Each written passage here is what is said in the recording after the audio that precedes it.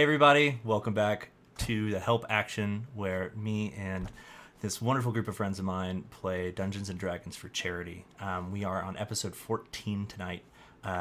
We are going to kick things off with Iris taking it away, telling you about the charity that we are working with right now.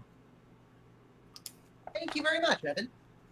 So we, this week, as we have been for previous episodes, are raising money for the Transgender Law Center. Founded in 2002, the Transgender Law Center is the largest trans organization in the United States. Their tireless efforts to defend and advance the rights of transgender and gender nonconforming people have resulted in precedent-setting victories in areas including employment, prison conditions, education, immigration, and healthcare. In addition to their legal work, they also organize community-specific programs such as Black Trans Circles, the Disability Project, the Black LGBTQIA+ Migrant Project, and Positively Trans that inform and empower trans and GNC folks across America. Currently, our ticker is at $2,160 raised. That is a fantastic amount, and we're very, very happy to make this far. But our goal is to make it to the big 5K. So if you have anything to donate tonight, whether it's a lot or just a little, even like $1 or two, every little bit helps. You can click on the Tiltify link in chat, or it'll get posted every so often. None of that money actually goes through us. It all goes directly to Transgender Law Center. So yeah, maybe if you have a few coins to spare, help out a little bit. Thank you, Iris. In case the link doesn't show up in chat, we do have an awesome website that Nero is going to talk to us about. Go ahead, Nero. Yeah. So our website is thehelpaction.com. It has the donate to the Transgender Law Center button right at the top. So when you pop on there, you can just click that and be whisked away to a world of donating money and feeling good. We also have you're here, so you know we have a Twitch page. We have a YouTube channel where you can catch up with all the previous episodes. Number 13 just went up, and it's 7 and 8 that are still waiting to go up, correct, Evan? 7 and 8 are uploaded, and we're just waiting for YouTube to process them, and then 9's that weird void where something disappeared. We will have a little filler bit of content in there at some point soon. Yeah, and we also Each episode! we have Instagram. You can see the schedule, and you can email us and send us, nice things. Tell us we're cool. Yeah. We do like getting mail, and I have never really thought about this, but I would love to start, maybe at the end of the episode, we could do some sort of like a fan mail thing, either reading tweets from people and questions about like our characters, or just questions about the show in general. So if you have questions, or you have any thoughts or anything that you'd like to say to us, go ahead and send it to our Twitter, and we'll try to whittle it down to a few that we like, or our email, and we'll try to do those live at the end of not this game, but maybe the next one. We'll give that as a new thing. Now, just to talk. Oh, go ahead. Go ahead. Nothing. I was going to say I volunteer to receive and read hate mail. Yes. So any hate mail, regardless of who it's about, just direct it to Tommy, please. Would prefer it to be about me, not even the character, just me. Yeah. Yeah. Yeah, even if you just really dislike a decision that Glass made, make 100% sure that Tommy Be knows about that. Tom. Right, I'll Yeah. change it to be about me. Perfect. Anyway, sorry. No. And last but not least, Robin's going to talk about how often we do this and when we do it. Go ahead and take away the schedule, Robin. For the foreseeable future, we will be on this website, twitch.tv/thehelpaction, right? That's right. Mm-hmm. Every Wednesday night. It's 8 p.m. in our time zone, which is Mountain Time, and it's 7 on the Pacific Coast. And those are all the time zones. And those are all the time zones that That's there all are. the places in the world. 10 p.m. Eastern, and I believe it is 1 a.m. Greenwich Mean Time, I think. Unfortunately, those time zones have cleaved off from the world like a giant slice of pie, and there is only the remaining 2 Pacific and Mountain time zones left. My condolences to anyone whose loved ones have been shuttled to an exterior dimension. East Coast has been incorporated into Mountain Time Zone. Yes. the sun now rises at, I don't know. Well, what direction would that be? We receive 2 hours Oh. of daylight on our new planet. Yeah. Yeah. Anyways, without further ado, I'm going to go ahead and recap everything that's happened up until this point for the help action. Maybe not everything, but recently. The party has been on a long series of adventures. They're sort of trying to track down their missing friend, a dwarf named Gundren Rockseeker, and in doing so found themselves in this small mountain town called Phandalin.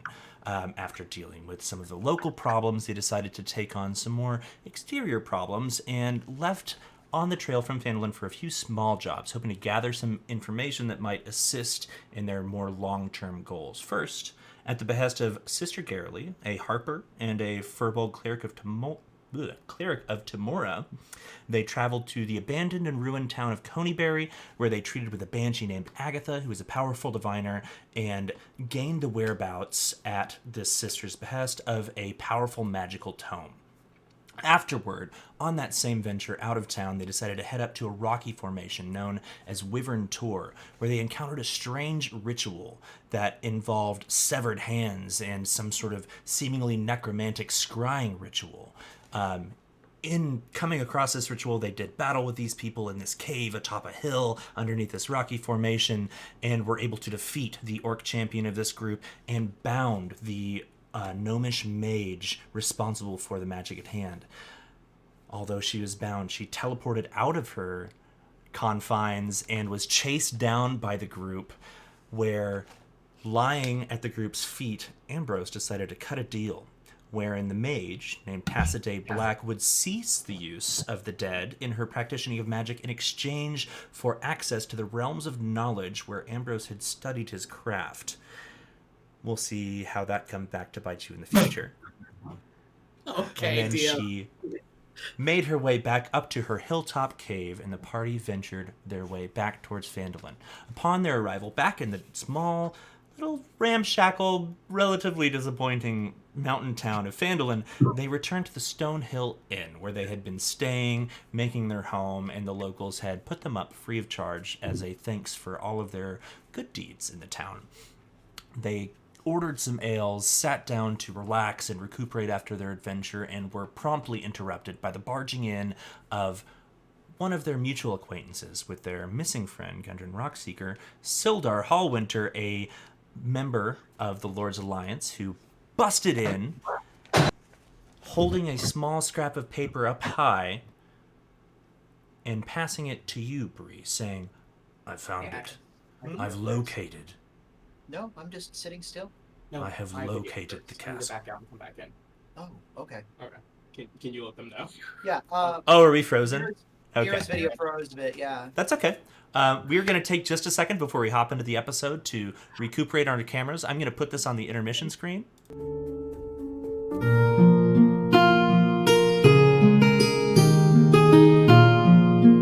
Okay. And we're back. Awesome. So, as Sildar barges in to the tavern where you're all seated, enjoying your bit of relaxation next to the warm fireplace, are we all good to go? Do we need a second? Yeah. It's all okay. right, It's this totally was, okay. I just am making sure. Oh, what happened? Yeah, I Just can't a- destroy the plant. I'm cleaning it up. But with me. Oh, chicken. Yeah. Ceramic everywhere. Even in D&D, life never stops. So, as Sildar barges in and passes you, Bree, this small slip of paper, and you read it aloud to the group at the table. What does it say? Okay. The note says this. Date, Mirtool 7, 1489. This was roughly 2 years ago. I've located an ancient structure. I believe it to be the castle raised by the talented Falorm, a wizard noble lost to time after his rule of the North faded from history. His stronghold still stands, though much of it dilapidated and now overrun with goblinoids. It lies 20 miles north of the location of the cave that I marked on the map the previous day, where the hill giant Clarg makes his domain. I must inform the town master of Phandalin that such a creature's proximity to the Tribord Trail is a danger to all travelers between Phandalin and the High Road. And, thankfully, there is a map on the back of this letter that hopefully, points the direction to Cragmaw Cavern, which I believe is where we were already, and fought Clark. So as you read this out loud and the rest of the party sits there sort of soaking up these words, having searched low and high for a long period of time as to where this castle may be, you now have not only a verbal description of its location, but a rustic and not fantastically drawn, but at least as far as your knowledge of the other locations listed on the piece of paper, a relatively accurate map of where this may be. Camera broke. Yeah, I believe the music dropped out. Oh, did the it? camera's Oh, broken. no. We're doing great. Well, we're having some tech problems here tonight, apparently, so I will. Hey, Bree, I was in the bathroom. What'd you just read? Read it again. Okay. No. Okay. Whose camera is funky? The stream was. Oh, okay. The stream, like the window for that. Yeah. Oh, now I hear it. Well, that's because it's coming out of my iPad and into my microphone, and then from there Oh. we will now put it good. onto the Discord, Oh, well. where all of our fans can now also hear and see it, which is great. So.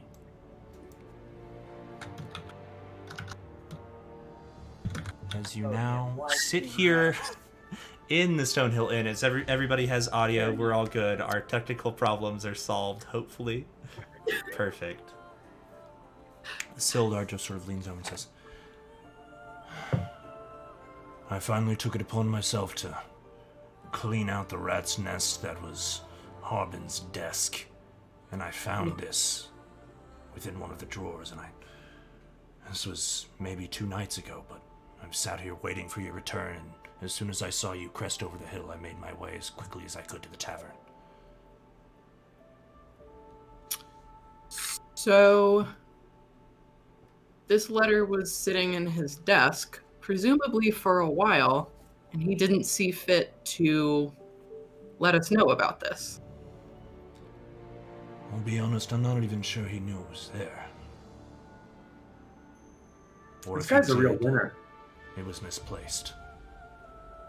But You know, that's I forgiving. don't want to be the person to say I told you so, but a helpful, attentive intern maybe would have prevented this issue from happening. Just saying. Yeah, it's on him. Although I'm sure that our friend is also doing wonderfully in his capacity as king of the jail as well. Yeah. I'll be honest, he has been an incredible help. Awesome. Group coming through, baby. Not No. necessarily That's the boy. because the goblin has any sort of talent or skills whatsoever, but because he is a harmless distraction that allows me to work in peace and Harbin to be... I hesitate to say the word entertained because I find it a bit cruel, but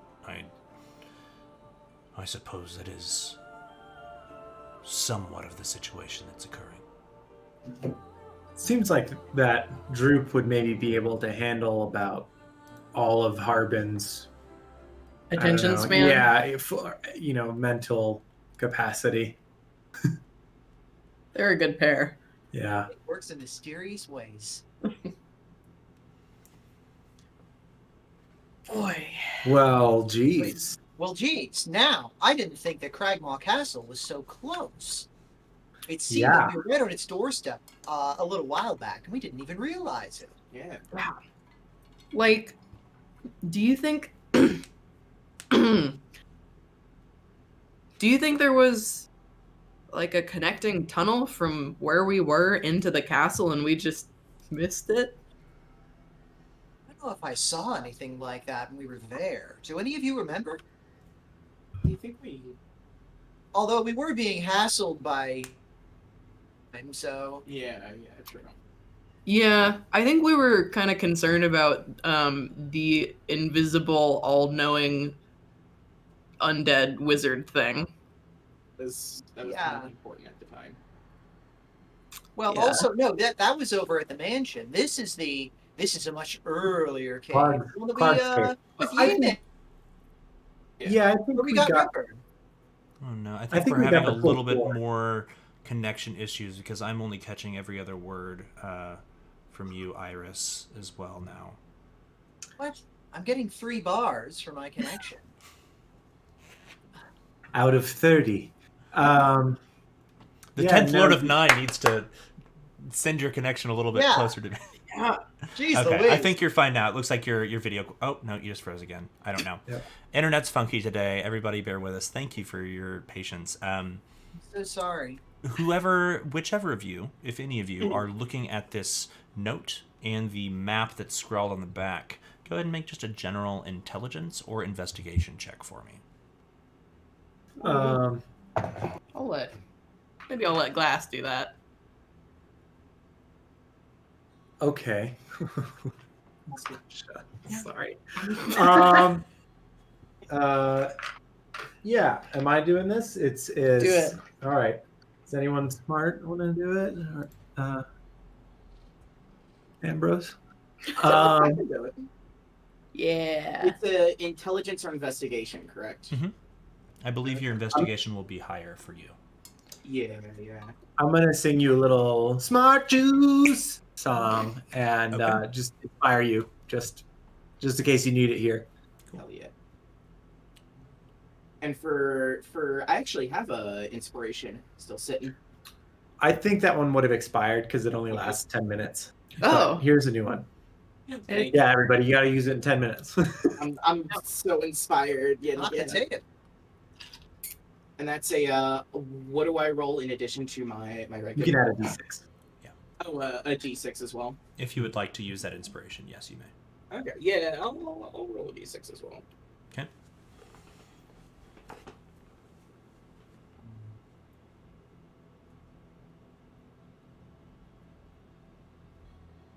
To the inspiration, if I get it. Oh, no, you cut out. You Say it did again. cut out. Sorry. Oh, what happens to the inspiration if I get a nat 1? Was the nat 1 on the d20 or the d6? The d20. Oh, Oh. okay. So it's a natural 1 plus your investigation, which is what? Oh, that'll be. Then I got a 5 on the d6. Oh my gosh, Finish it is out. cutting out like every time you say a number. It's a natural 1 plus what? Plus a 4. Plus 4. It's total 10. Okay, in total 10. Perfect. Yeah, unfortunately, looking at this, it's hard to tell. If anyone else would like to go ahead and make a similar investigation check, you may. I'll do Okay. it. Yeah, Or- go for it. You can do it, Glass. Sure. wanna do I'll it? Do it. Yeah, I will take it out of Ambrose's hands after he's like looking at it upside down. Yeah, Yeah, Ambrose, as you upside glance down, at this page, you're just like, this is a hand scrawled note. There's no way any of this could be relative to actual space and time. There's no measure. There's no key here to show the distance. Like, no, it immediately does not make sense to you. I only have so many. Okay, thank you. Well, here goes nothing. 15. 15. So looking at this and having a mind a little bit more keyed into the abstract rather than the rigid as Ambrose's brain tends to process information. Looking at this, yeah, you recognize where Phandalin is, where the Triboar Trail cuts across, where the Triboar Trail meets the high road, and where Cragmaw Castle or Cragmaw Cave has been marked. The distance between Phandalin and Cragmaw Cave is maybe 2/3 of the distance all the way up to where this castle is located. So you get the idea that if there was a tunnel between the cave and the castle, it would be like a 3 days march inside that tunnel, which sounds very unlikely to all of you. So it's a good ways away, very far to the north, being sort of Phandalin and then the cave and then the castle very far to the north in this sort of right angle almost. But yeah, you get the idea that if you were to make your way back to the cave, from there you might be able to try to pick up on some of the descriptors that are in this note to track down that path.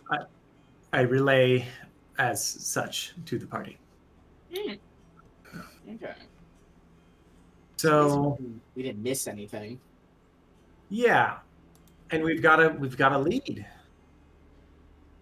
and we would have had it sooner if, our local politician. Harbin, yeah.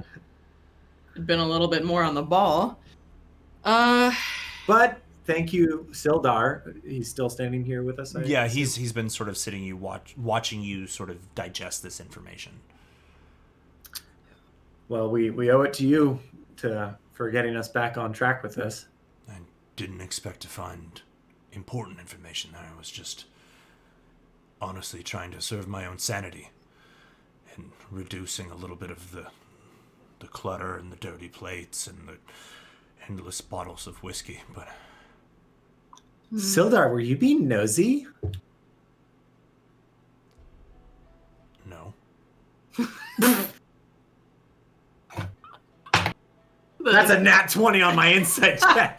Oh shit! He says no in a way that is so quick, and you see this brief flash of like embarrassment in his eyes that this man who has such polite and knightly rigor to everything that he does is instantly aware that the fact that he's brought you this piece of paper means that you now know that he was snooping somewhere he shouldn't have been. I look at him with the eyes of God with my natural 20, and he knows that I know he's lying. He sees this like sort of look play across your face and just I'm just glad I was able to bring something helpful to the table. And he sort of looks down at both his leg that's still sort of wrapped in the greatsword that he leans on and says, I would... Sildar, it's okay. He sucks. You're cool. And that's all that matters.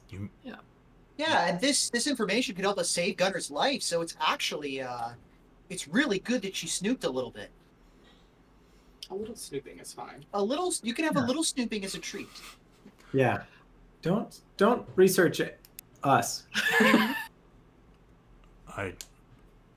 Okay. That being said, you're back from your trip. How did it go? Mixed success, I'd say. Yeah, we'll find out. Yeah. I mean, we're alive. I'd say that's pretty good success. Yeah, Truly. true.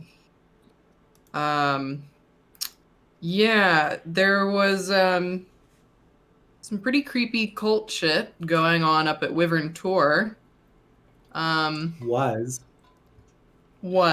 Yeah. The local bandits seem to have aligned themselves with an orcish god. So that's maybe not normal. Or maybe it is. Or maybe it is. I don't know. I'm not from here. I can't say I know much about Orcish religion, but it doesn't sound good. Yeah, it's not. It involved a lot of like severed hands and like blood magic. That explains the strange reports we've been getting of the amputations. Yeah. But anyway, we killed all of them. Yeah, so we took it's care of all it. Good. They're definitely all dead. Yeah, all of them. Which one of Yeah. you is helming this deception check? I will. Okay. But is Ambrose helping me? I will allow you to roll with advantage because everyone seems to be sort of chiming in to concur with your falsehoods.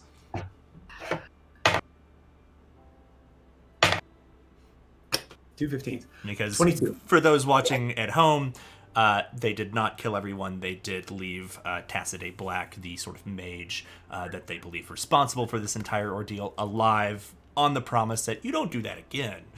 So, Yeah. You know what they say, cut the head off and then let the body grow back. And then what was your deception check? 22. Yeah. He goes, it's good to hear that they've been wiped out. Yeah. Anyways,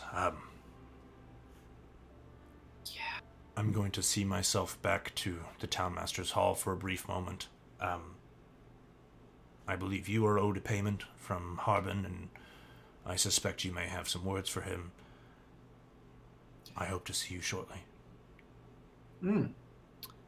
Oh yeah, Sildar. Also, I just wanted to say the whole like using the sword as a crutch thing, really awesome. I really respect your desire to destroy every hardwood floor you come across. And Cool. you can see that it's in this sort of elaborate scabbard, but even the tip of the scabbard, from being pressed on so much, the tip of the sword is beginning to poke through it, and he is leaving these sort of diamond-shaped pock marks everywhere he sort of slams it into. And as he looks over the sword, he says, I suppose I owe you all an apology for that. You were kind enough to buy me a proper crutch. You want to look cool. I get it. I would. It would be Yeah. unbecoming of me as a member of the Lord's Alliance to not be seen with my weapon of yes. Oh yeah, I wasn't like being shitty. I legitimately think it's cool. Yeah. Well, The destructive urge is a creative urge too. Yeah, watch as he sort of he puffs up a little bit, his little bit of bald head. You can see there's a few drops of sweat on it from the trip over into the hall, into the tavern, and he just sort of wipes those away and does his best to look stately despite leaning sort of sideways onto his sword. And says, I will, I suppose, see you then at the Townmaster's Hall. Good day, gentlemen, miladies. And just sort of makes his way out of the tavern. Man, I'm going to resist the urge to just completely divert our campaign back into following Sildar's tracks around town just to see what this man does with his day. Like an old, like, Sunday morning, like, family circus cartoon with just the dotted line everywhere. Little dotted line, yeah. Well, he goes to the store 3 times in a row, so... What's he buying? That's so cool. So, Anyway. seated at your favorite table in the Stonehill Inn, the fire is roaring warmly. The mugs that had been set in front of you previously by Toblin are nearly polished off. You've all rested a little bit, but you did travel for the majority of the morning and early afternoon to get here. It's now sort of pushing like late afternoon, maybe into within some time of the next like 30 minutes to 1 hour, the very beginnings of twilight. And the sun is beginning to get low in the sky. You have sort of the rest of the afternoon and evening to do whatever it is you would like to do here in Phandalin before you should probably rest, unless you'd like to stay up for any reason. What is it that you would like to do as a group? I want to ask, just looking at this letter again, if any of our magic types have heard of the wizard Falorm, the wizard noble lost to time. I can use a history check on that if that's cool. Sure. If my memory serves, I believe we did history checks on this in the last game, and no one remembered. But if you would like to make them again, go for it. It's going to be a really high DC because lost to time means very few accounts. Yeah, I thought we guessed that he was... Oh, I'm sorry. I think I guessed incorrectly who we he was bought the last book. time. But it wasn't him. Yeah. Yeah. Yeah, So I if thought anyone it was- would like to make that check, go for it. Okay. Or somebody else could. You are the brainy one, Ambrose. This is it. Correct. Missed that. This is a history check, correct? That is a history check. That's correct. Big money, big prizes. Ooh! 25. Hey, all Wow. right. Prizes. Out of curiosity, I'm still having really spotty internet connection issues. Is that localized to me, or is that everyone present? I'm I'm definitely having issues. Okay.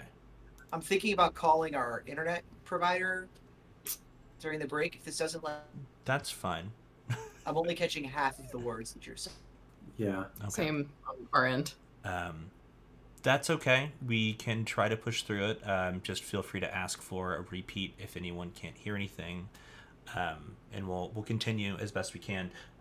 For whatever reason, it feels like I'm having some sort of an issue too, because my connection to the Discord server, I think, is having a lot of troubles because wonder if my it's- broadcast to y'all keeps cutting out and We're dying. saying not a internet. Mm.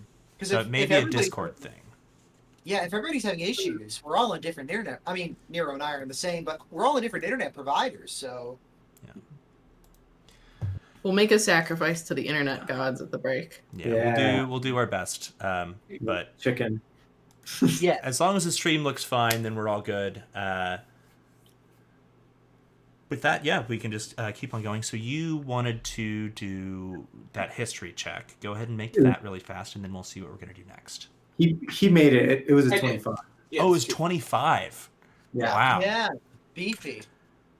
Yeah, I You wish I have got that really heard this name whispered in a few tomes, but it's always been referential, never the subject of the matter at hand. As just a name that kind of skirts the edges of history. You know that they probably had a good deal of control or sway over this area a very long time ago. But their alignment with whichever governments or powers that be long precedes any of the history that you already know about Wave Echo Cave, etc. This was, if that was 1 or 2 generations of sort of power structures ago, he would have been 3 or 4. So it's been a very long time since he sort of graced the lands of Faerun with his presence.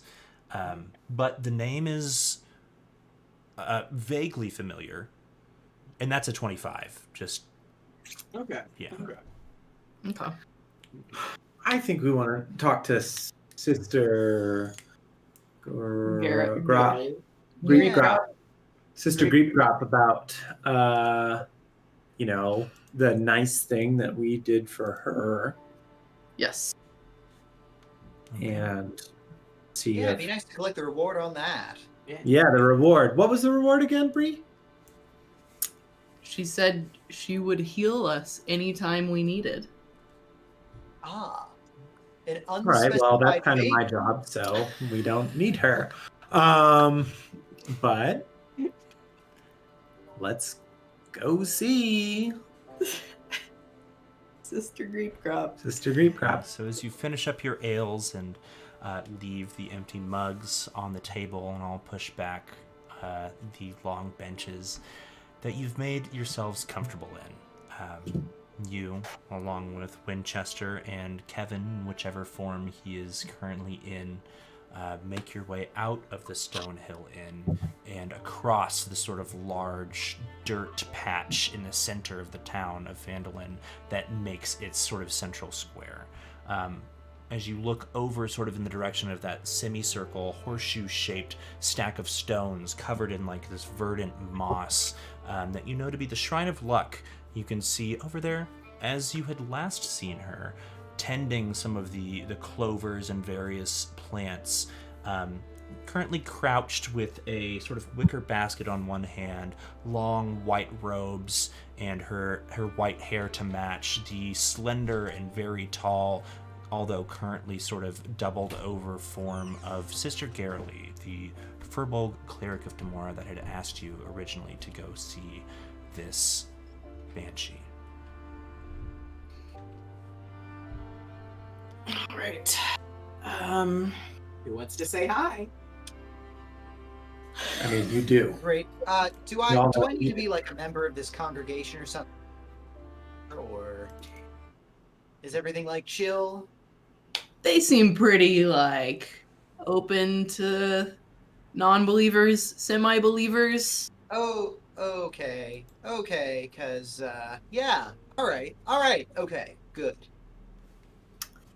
Just so we're clear here, I have kind of a no compete contract with my your current firm, so you Sure. understand. Before you approach, you see the sister just sort of glance up from her work and then just sort of rise to both feet. You can see she's like sort of stands on these triple jointed, almost hoof like legs, similar to yours, Ambrose, covered in that sort of almost gray blue fur up to where her knuckles meet, and then just sort of pale pink skin below on the fingers. And she just sort of raises a bare palm and waves and says, "Oh, hey, Bree! Friends! It's so good to see you again." Wow, we're friends. And this is sort of shouted maybe 30, 40 feet away across this large space. I get so much, like, Garalee, like, had her Eat, Pray, Love year before this. She's, like, very chill. I love her. Wow. She's got some live, laugh, love signs in her house. Yes, truly. Garalee, hey! Hi, Bree. Wait, are you... Well, obviously you're back. How was the adventure? Did you go to Coneyberry? We did. We went through Coneyberry. We met your Banshee friend. She didn't attack us, which is cool. We're alive. Yeah. Lovely house. That's Yeah. fantastic news. So were you able to give her the gift and any news of any information? I don't think we remember what she said. Okay. I remember. Okay. Yeah. She seems to be a very knowledgeable banshee, but unfortunately, with the location of the Book of Bogenzel at this, Oh my gosh. it off to a wizard back in the day, and she doesn't have a lock on where it is. Oh no. The internet connection is really only picking up like every other word for you. Shit. And you are both currently frozen.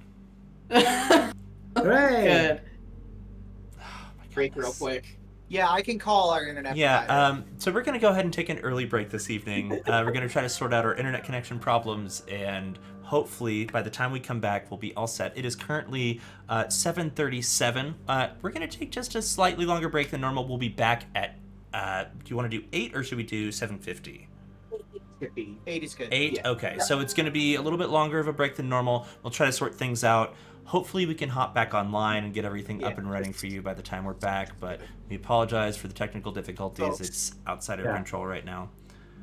Thank you, everyone, for tuning in tonight. I Yeah. know we had like and we've got subscribe. such a good audience tonight, too. Yeah. If you are So- here, if for whatever reason we get cut out, go ahead and follow us here on Twitch, and you'll get a notification when we hop back online. So thank you for being here. I'm going to put it over on the intermission screen for just a little while we sort out our tech problems, and we'll see you in just a little bit. Bye-bye.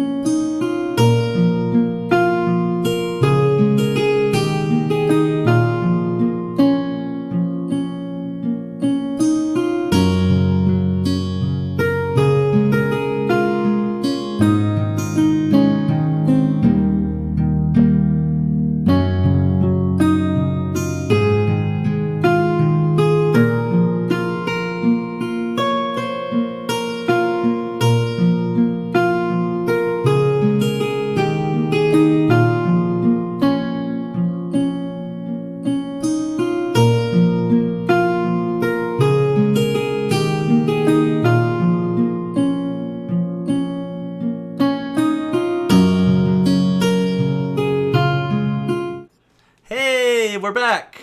Hello! Thank Hopefully you. without as many technical issues. Hopefully. Thank you so much, everybody, for your patience while we figured all that out.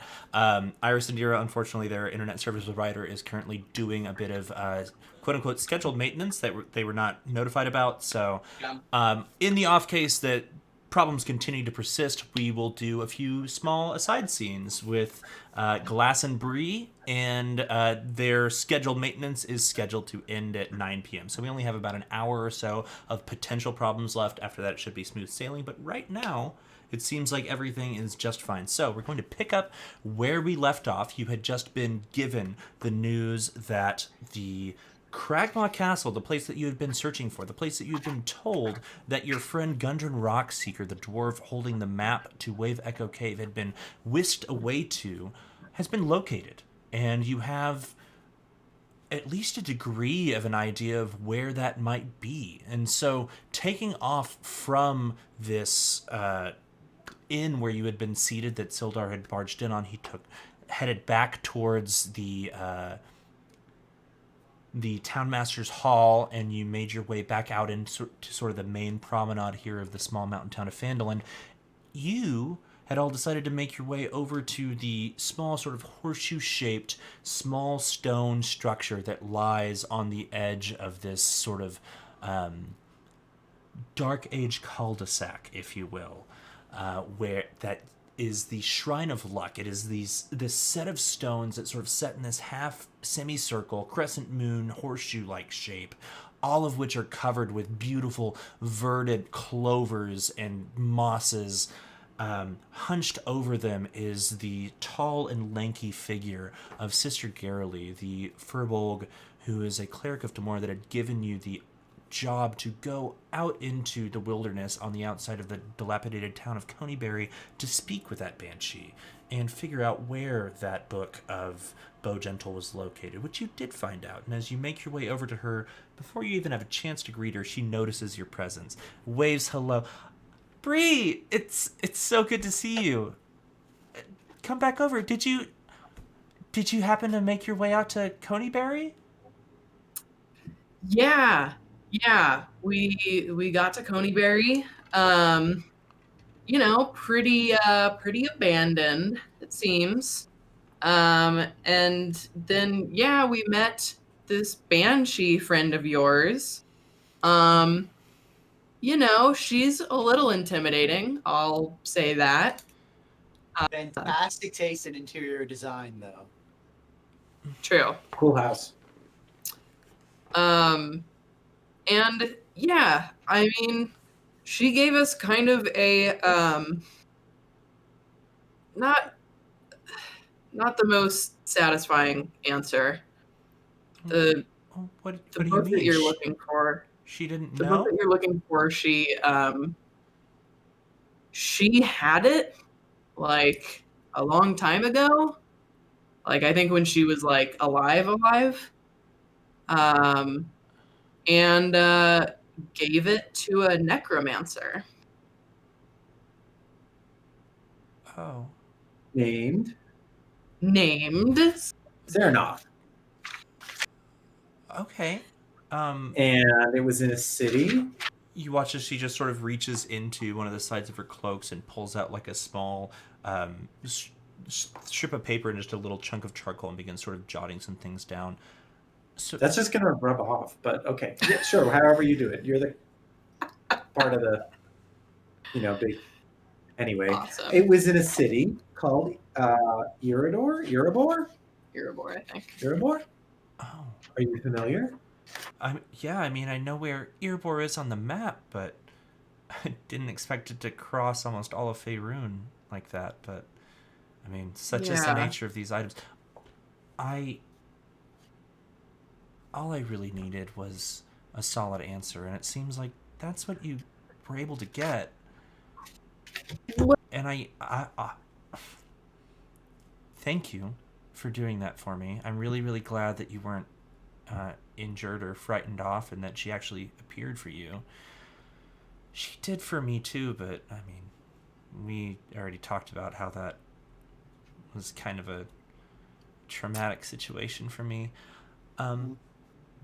I'll get this information to the Harpers, and honestly, I feel like just having at least a solid lead on where to look next or knowing where this lies, that kind of concludes everything I was asked to do. So I know it's So you're free. yeah To, to what? right. So we agree. You know, I don't know if Bree. I'm like, Bree, did you tell her about our quest? And like, did she? I mean, I think she mentioned a few things, but there were not really specifics mentioned. By the way, I don't think that we've met. Yeah. It's uncommon for me to, I don't know, meet another lady who's as tall as I am. Likewise. Hi. Hello. Sorry, you're really Oleander. pretty. Yeah. Oleander Rue, professional troubleshooter. How do you do? My card, of course. Flick. Oh And I hand God. my business card to her. Really, like, She check sort me of out like a professional. I reaches am. out and takes it. And this is so cool. I've She makes so many of those. Yeah, by hand. Yeah. Incidentally, it's if you really ever know artfully a done. thank There's a you. lot of I them. get a lot of practice in. Incidentally, if you ever have future issues that you think may need some application of in the field problem solving, you can hit us up through that card. Just fold a message up with it, toss it in the fire, and I'll get it. It's Hotmail. That's That's been the incredible. running joke. You'll have to teach me that enchantment sometime. Oh, yeah. She sure will. Yeah. Hey, hang on. Actually, I'd feel rude leaving you here. Just here, come on, follow me for a second. And she takes off from the shrine over to one of the houses that sort of borders this large cul-de-sac. And she says, just 1 second, and like makes her way inside, and then comes back out, holding this small, not a burlap sack, but just a very, very plain, rough spun cotton sort of drawstring bag. Inside of it, you can hear sort of like the clink of what sounds like glass on glass. And she says, it's not a lot, but I feel like this is at least like the smallest amount of things that I can give you for honestly just kind of doing my job for me. Here. Oh, honey. Her job. Thank you. Yep. Thank you Thank so you. much. This means a lot. And like I told Bree before, I mean, I don't think I'm probably as really in depth as some of you may be, but I can do like a little bit of magic, and if you ever need, I don't know, any sort of curative magics, or if you ever need me to speak with someone departed, just let me know. I'm here for that. Oh, right. Those both sound extremely useful. Damn. We have 2 magic users in our party, but neither of us are especially of the. Oh no, 3 magic users because of the bard. Right. What was I before that to you? Just a You funny played man the with a trumpet good, and horn. occasionally, I would get ideas from it.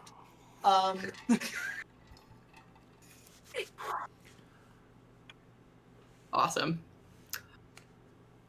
Wow. Collaborate with you at some point in the near future. We'll be in touch. Absolutely.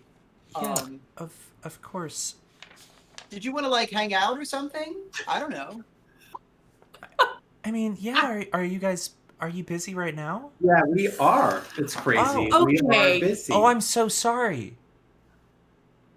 We're. On a mission. Let me remind you that this person has eyes and ears all over the town that we don't have. Right, which is what I'm trying to get to. Our cool mission that you'd love to hear about? Question mark. Answer from you is yes. You want to hear me to about it. answer? Yeah. Sure. Okay, all right. Yeah, so she wants to hear about it. So, do you know where Cragmaw Castle is? What? Ring any bells? Okay, no. All right, next question. No. Okay, Wave Bart, Echo you're at like an 8 right now, and I think maybe you need to turn it down to maybe like a 3 at the moment. I'm getting like a weird energy off of you. Take like I don't two know. steps Maybe away. it's because of I my think- magic powers see- that I have so many of that you forgot about. One of the 7 habits of highly effective people is to seek first to understand. I'm then gonna to be cast. understood. I'm going to cast Tasha's hideous laughter at Oleander. Okay. Roll for it. Roll What for is it. the See the what verbal happens. component of this spell? What are you saying to incur this sort of laughter, and what sort of save is that?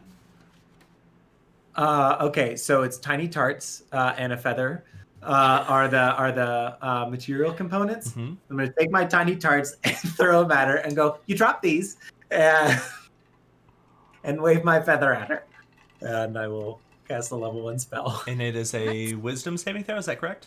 That's right, Of how much? 13. 13. Okay, so All right, Leander, let's- if you will, go ahead and let's see make how your we wisdom do. saving throw. Which I do believe Kevin is still neatly situated somewhere in your hood, giving you advantage on this save against this magical effect. Yes, it's true. Magic resistance is actually- helpful. I've like back. Let me just make sure about that. Oh yeah, magic resistance. Cool. So I get advantage on this wisdom saving throw. Yeah, that's correct. Worth. Our first friendly fire of the Hey, campaign. that's a 19. I will simply give you Covered a in a purple pair away. in a pair of these small baked tarts that honestly look a little dried out and like they maybe should have been thrown away a long time ago. As the two of them just sort of hit you and fall to the ground as these sort of dried discs of what was once a baked good, and you watch as glass sort of swirls a feather for a moment. You feel this pressure sort of come over your mind, and you just shrug it off, swallowing hard. You know that something was just attempted, but you're not entirely sure what. Yes, I'm definitely remembering why you're a key member of our magic team. You know what? I'm gonna go take 5. Yeah, I was gonna And recommend that. I'm gonna go walk over to like a tree and just cast minor illusion and blur myself. Okay. Wow. What? As you watch glass sort of come back around the tree, the form is strangely out of focus. You think something's in your eye for a moment, and as you look back over, no, there's just a strange sort of blurriness to his form. Listen, Bard's right. I promise he's a real sweetheart once you get to know him. I have to admit I'm a little confused. You're mentioning a lot of places, or I think they're places or things that I've never heard of. Am I in trouble? I feel like No, some of you are kind of mad God, at me. No, You're fine. It's not gods, you. pantheons, no, of course not. Okay. You're fine. It's just been a long day, and some of us are a little Okay. stressed. I'm but really it's- sorry for asking you to go into such a dangerous situation for me. I Oh hope... no, you're fine. You're fine. Don't worry about it. We were happy to help, absolutely, and we'd be happy to help again. And yeah, like we mentioned, if you ever want to come on an adventure with us or just like hang out or whatever, totally free to. You know, we don't just want to protect this town from the outside, but we want to like get to know people and like be a part of a community instead of apart from a community. You get my drift. It's a Which little is she play on sort of word there. raises See what one I'm of doing? her long-fingered hands up to her cheek and just sort of touches the spot where you can still see the sort of very faint scars across the cheek. And she just says, I mean, the last time I don't know if adventuring's really my thing, but I really could do appreciate some the offer, and I'll Mild be here starter for you if adventure. you ever need anything. No And contact. I'd love to, I don't know, hang out sometime. Yeah, excellent, wonderful. let's absolutely stay in touch then for sure. We're staying right up at the inn. You can catch us anytime. Oh, I know. Cool. Awesome. Yeah. Great. We Sick. kind of Killer. freak out. Fresh. Dope. Okay. Yeah. Well, I'll see y'all later. And as you just sort of begin to make your way away from her, she just sort of waves and returns to her work. You are now 3 potions of healing richer from the bag Alright. that she had given you. Cool. And you have a relatively powerful ally in the form of some spells that I don't think that any of you have access to. Yeah. Now, I already have a potion of healing in my bag, but I think all 3 of you are -1. So, if y'all want to take one of those each, feel free. I will absolutely do that. And then you would have assumed that she sort of described the other magical effects that she had available to you.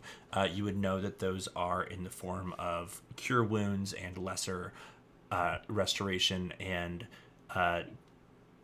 possibly greater restoration should you be able to provide the material components for such, which are not inexpensive. Gotcha. Okay. Right? As you walk away from her shrine, now having a pretty good backup plan in case something goes terribly wrong, where would you like to go next? It is now, I'd probably say at this time, sunset is definitely beginning to fall. The shadows of the buildings that lie sort of on the side of this large open dirt section in the center of Phandalin are becoming long, and about half of this sort of large open cul-de-sac is covered in the shadows from the single-story houses, while the rest of it is sort of illuminated by that almost pinkish orange light, each little stone in the road casting these long shadows behind it. You look back over towards the Stonehill Inn, and you can see just the very tops of the gabled roof on top of it are illuminated in that similar pink light, whereas the rest of the town sort of lies in the shadow behind it. It's not chilly outside, but you can tell the temperature is sort of beginning to drop. Not uncomfortably, but to the degree that you would expect for in the mountains and sort of the late middle fall. You don't think I laid it on too thick there, did you? I tried to be courteous, but I legitimately don't think you were the problem there, Oleander. okay. I always worry that I'm busting in with my big, bustling city ways. Also, what was going on with Glass back there? He seems Yeah, where's Glass at? he seems like an You guys want emotion me to that I take don't. this one or what? Out of Yeah, curiosity, since you sort of stepped away and blurred behind the tree and blurred yourself, have you rejoined the group, or are you sort of? If it sounds like we were leaving the place, I would have followed. Okay. Just a few paces behind with my hands in my pockets. So I would think that I would have heard that, but if you are only saying that without me in earshot, then that's fine.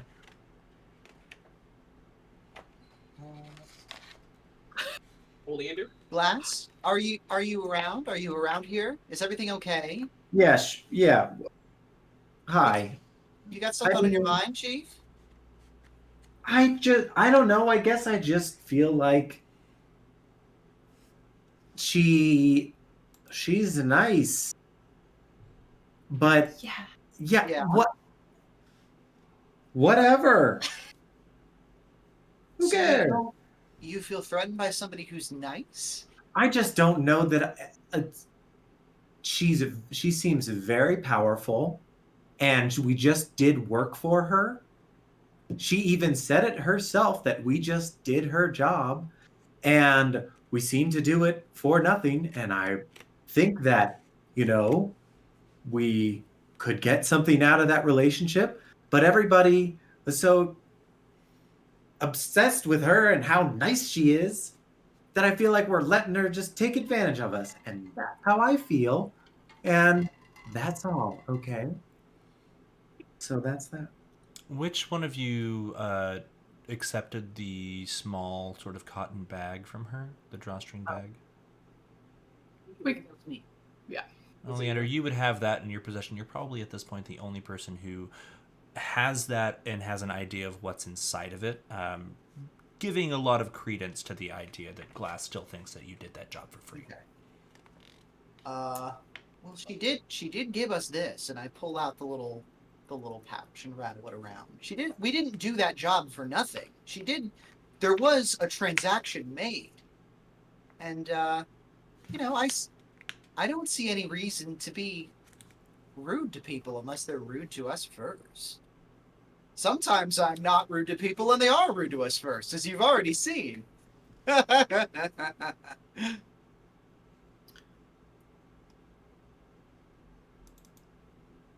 Okay. You know, she only asked us to do her job for her because she already tried to do it and she almost got killed. So it wasn't for no reason. It's not like she was being lazy. She was traumatized. Yeah. Yeah, she seems fine. Okay. Sure. Okay. Cool. Great. You know, that's fine. You don't have to like her. Nobody's making you. You can form your own opinions about people. We're not going to try to sell you on her. Yeah, no, But she's we may need her services in the future, and I just agree. would like to ask if you wouldn't be a whatever the hell that was back there. Again. Cool. Ambrose, Okay. go ahead. Y'all hungry? Yep. We did just drink without eating food. Yeah, Yep. We often did this. we may be even a touch angry. Do we wanna? You wanna maybe take a sleep a little early tonight? All seem kind of exhausted. I know I could use a shower. That's true. Don't get too close to me. Yeah. Yeah, I'd say we could all use a little rest. Why don't we all why don't we all just have a nice little bit of me time and just chillax and hey, tomorrow running. We can talk to the mayor, check for mail, get supplies, maybe find some more leads on that castle. Oh yeah. Can kill the mayor. Let's Yeah. hold off on that until we know the people will be on our side. But I like your initiative. Okay. So as you all continue this conversation on your walk back towards the inn, remembering that you had ordered those ales and that Toblin was supposed to bring you out food, and then in the hubbub of Sildar busting in with this information and suddenly becoming distracted by the new leads of your adventure and the different directions that this could possibly go, you rushed out and then remembered, oh, Sister Garrily, and you spoke with her for a moment, and then the sun began to go down. And you all felt that sort of growl in your stomach, and Ambrose, being keyed into that growl more than most, directed you all back into the inn. And as you re-enter, now the darkened light outside, giving the interior warm firelit contrast of the inside of the Stonehill Inn a much more cozy and welcoming experience. You enter, reseat yourselves at your favorite table, and as you do such, Toblin just sort of makes his way over and says, I thought I was going to have to throw all this away here, but glad you're back. And so, Yeah. I'm having a little emergency there. Or... Just a bit. We'll be I good. know- We'll be good. It's cool. I've heard of a dine and dash, but this might be the first example of a dash and dine. I don't know if I've heard of that, but I'll bring your food out in a minute. And he just steps his way back into the kitchen, stone-faced as always. And as you sit here, Glass, you hear the very last few notes of a piano song sort of trail off. And as you look over in that direction, you see that Elman Jasper, the halfling bard that you had spoken to before and sort of had encouraged you to tell your story, where you had used your illusions to bring to life much of the adventures that you and your friends had been on so far, so that he could write it down, sort of pushes back from the upright piano that sits in the corner of this saloon-like bar, and just sort of sees you and raises a brief hand and begins to make his way over towards you. about the same time that he arrives, one of the barmaids shows up and places the food that had already been prepared for you, but just being kept sort of back in the kitchen in front of you. Surprisingly quick service. It's like they knew we were gonna. Well, they didn't know that you Right. left. They just made it, and then you were gone. So he sort of makes his I'm way gonna- to you. Yeah. I was gonna go pick my plate up and go join him. Okay. Join. Oh, Yeah. So about as he sort of begins to cross the interior of the tavern to you, that plate set in front of you, and you just sort of pick it up and give that sort of the same sort of nod you would give somebody in the lunchroom when you see them, and you're like, "Hey, let's go sit over there," and you make your way over to a smaller, just sort of two-person table, and Elman just sort of raises a hand and waves over to Toblin, and you can see that there's a sort of nonverbal communication for ordering another drink, and as he sits down in front of me, he says, "I'm curious. You've been gone for some time. I thought I wouldn't see you again." Yeah. sorry. Chicken's chewing on something behind the computer That's okay. screen. Come on, baby. Sorry, Mm-hmm. everyone. It's okay. Cats are wonderful, aren't they? Chew on the lamp. Yeah. It's all that gaze at the green screen. Oh, there's no way I could talk while doing that. You want to maybe go put it in there?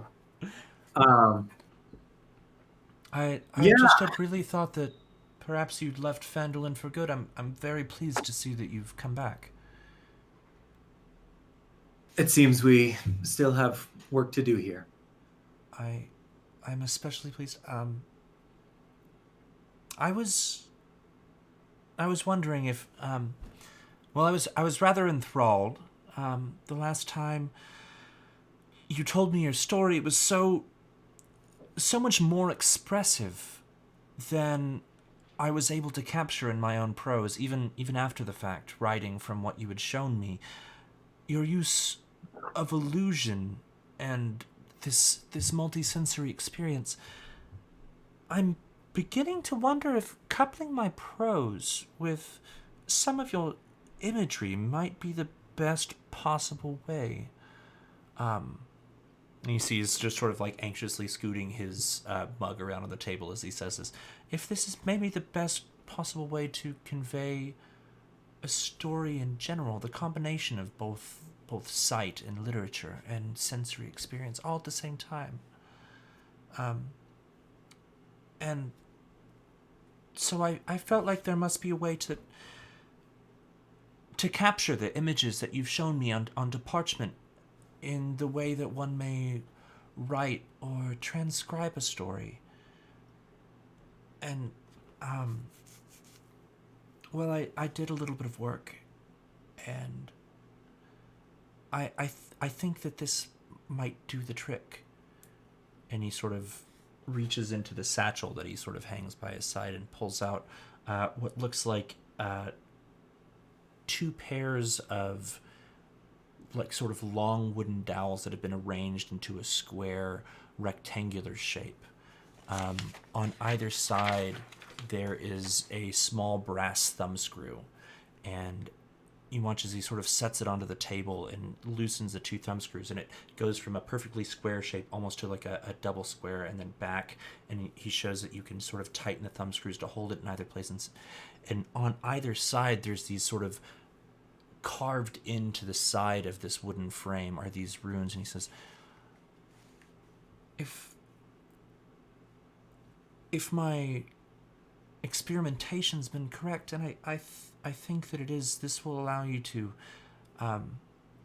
more permanently capture some of the things that you see out there. And I just thought that maybe you could bring me back some amazing moments to accompany the story that I'm writing. And I don't know, I guess I can't wait to see what it is that you see out there. And he just sort Wow. of slides the little small frame across the table to you. I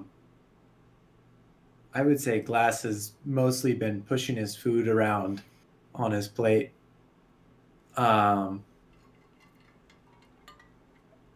And slowly getting more and more like aware of what an investment this person is making, and maybe feeling uncomfortable. Wow. Can I, if I were to pick it up, would this be like, just, I'm trying to visualize. Yeah, it's maybe in its square form, like 4 inches by 4 inches. Each side of the frame is maybe a half-inch wide. It's this sort of black, not painted, but almost stained black wood. And then there's these clips around the top and bottom on one of the sides on opposite edges that sort of basically allow this frame to slide open and shut to different aspect ratios, if you will. Okay. And it is all entirely black, except each corner sort of overlaps a little bit at each side. And then the thumb screws and the sort of clips that go around where the thumb screws are this bright polished brass. They look like all of the ingredients that have sort of formed this thing have been picked off and chosen from different things and then sort of arranged into this and then meticulously sort of painted, and then those runes were carved into the side of it.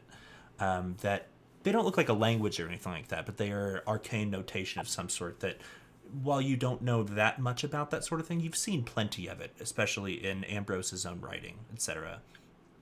But as he sort of slides it across the table to you and reach for it, you see as his small hand just sort of touches the top of yours and lingers there for just a second, and he just sort of pulls it away and looks down at the table.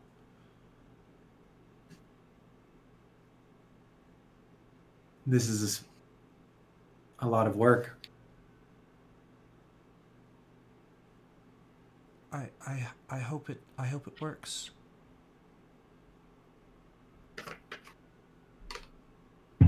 Thank you. You're welcome. I have always wanted to be someone who goes out and sees all the things that the world has to offer, and I think I'm making peace with the idea that may not be my lot in life, but I think it's yours. And I want to try to share that somehow. I'm sorry. I think I'm being a little romantic, if it will, just in my view of the world, but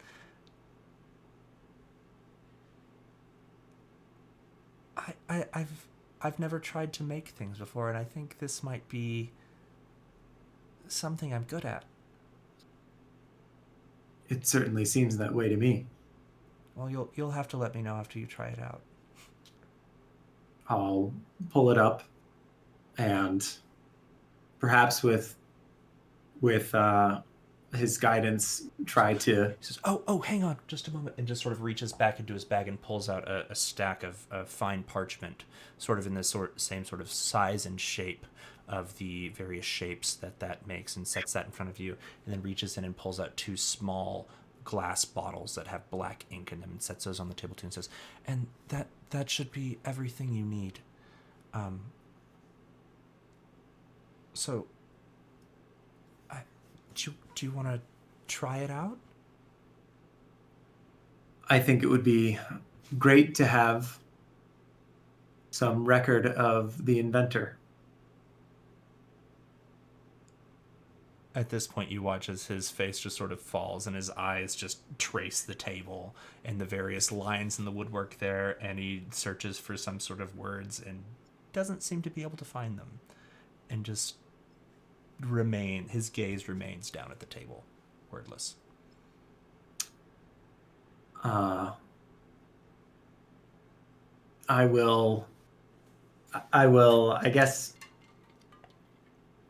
Am I assuming at this point I have a grasp of how to use this function? Yeah, at this point, you can go ahead on D&D Beyond and add into your inventory Elman Jasper's Empty Frame. Cool. Which is a magic item that he has just bequeathed to you. All right, I'll do that This here. is so cool. Diane, where do I click? It's in your emails, Frank. Okay. It's in the Oh. emails. Okay. Amazing. Here we And go. now, Iris and Nero, you know why I was like, it's okay if you drop out for just a couple more minutes because we'll be back in Yeah. a second. It is cool. though. Thank you so Hi. much for your patience. But yeah. I like this. Yes. Oh my god. Okay. Jesus, Evan. Okay. You can choose to read that out loud or keep it private and then just role play however you want. Take your time. There's no rush here. In the meantime, as Glass has sort of made his way over to this other sort of smaller two-person table in the corner and has begun speaking with this halfling bard that you saw him kind of got drank under the table by no less than a week ago, what are the rest of you up to? Gossiping about Glass. Shoving an entire roll into my mouth at once, but that.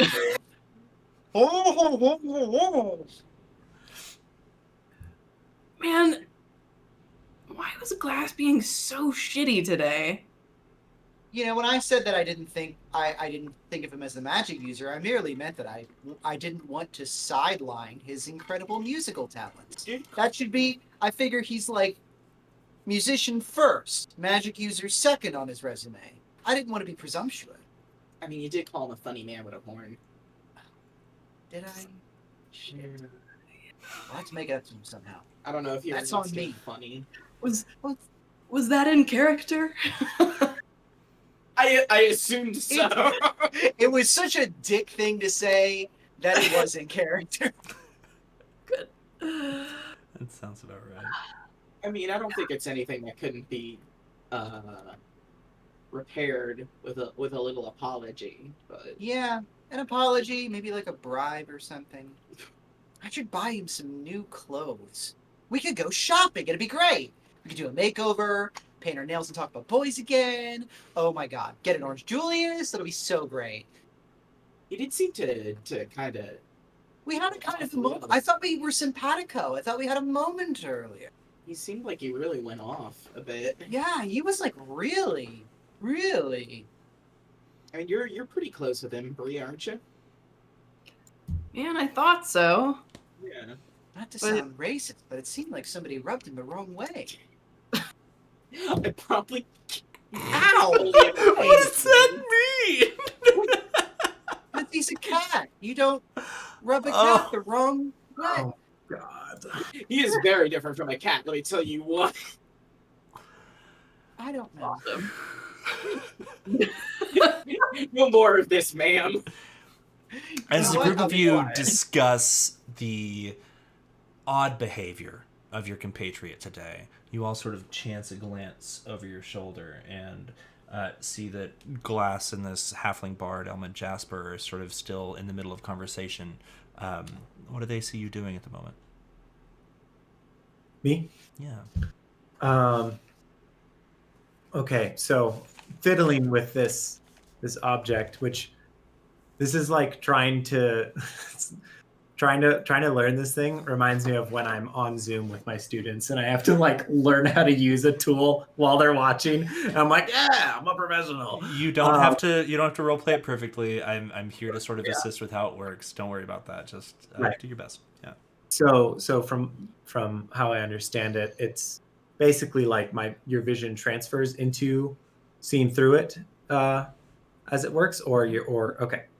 So it's basically kind of like doing this, and whatever you would see inside the frame is then locked there as like a 2D representation of it until Great. transferred.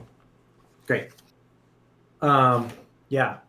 So I will kind of seeing Elmond kind of squirreling up. I will have been chatting him back up to get him out of this nervous state, hopefully. And You tell a and- few jokes, and your natural charm just sort of brings him back out of whatever sort of awkward funk he was in, and you're back to conversing regularly. as you fiddle with this small object that he's given you. And I will finally, pull it up, and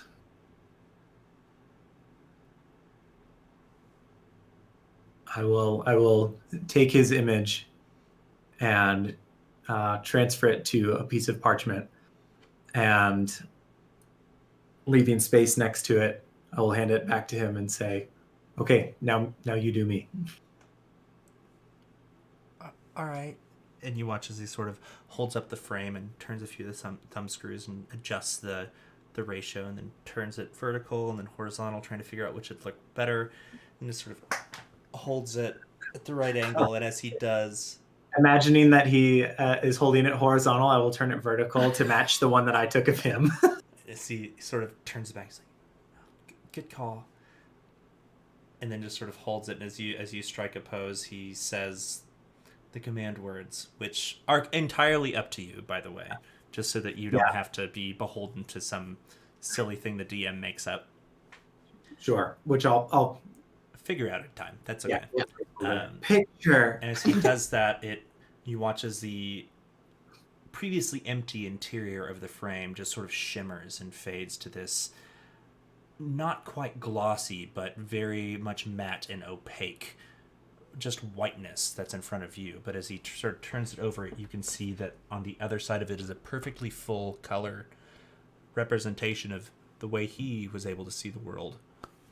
Looking back at you, and as he takes that, he presses it down onto one of these pieces of parchment and sort of grasps one of these small bottles of ink in hand, and then says another command word that you will be able to pick. And as he does, you watch as the bottle of ink goes just very slightly, and on the surface of the paper, in just perfect black and white, is a representation of that image. Mm-hmm. And the interior of the frame is once again empty. Elman, this is amazing. I mean, it's just kind of... Thanks. Yes, thank you. Thank you. Well, you can thank me by bringing me more to write about. I'd love to do that. I look forward to it. Anyways, I'll let you get back to your friends. Tell them I think they're all really cool, okay? Right. I think they are too. Good night. And he sort of just like knocks back the other like 3/4 of the beer that was not even like finished, and you watch these sort of uncomfortably like burps. Definitely tried to look way cooler than he was, getting up as he finishes the rest of that and makes his way sort of back behind the counter where you know his quarters to be, that Toblet has given him back near the kitchen. I'll give him a little clap as he drinks his drink. Yeah. You're very, very cool.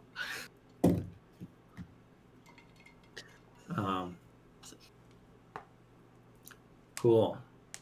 I will pick up my new magic sci-fi thing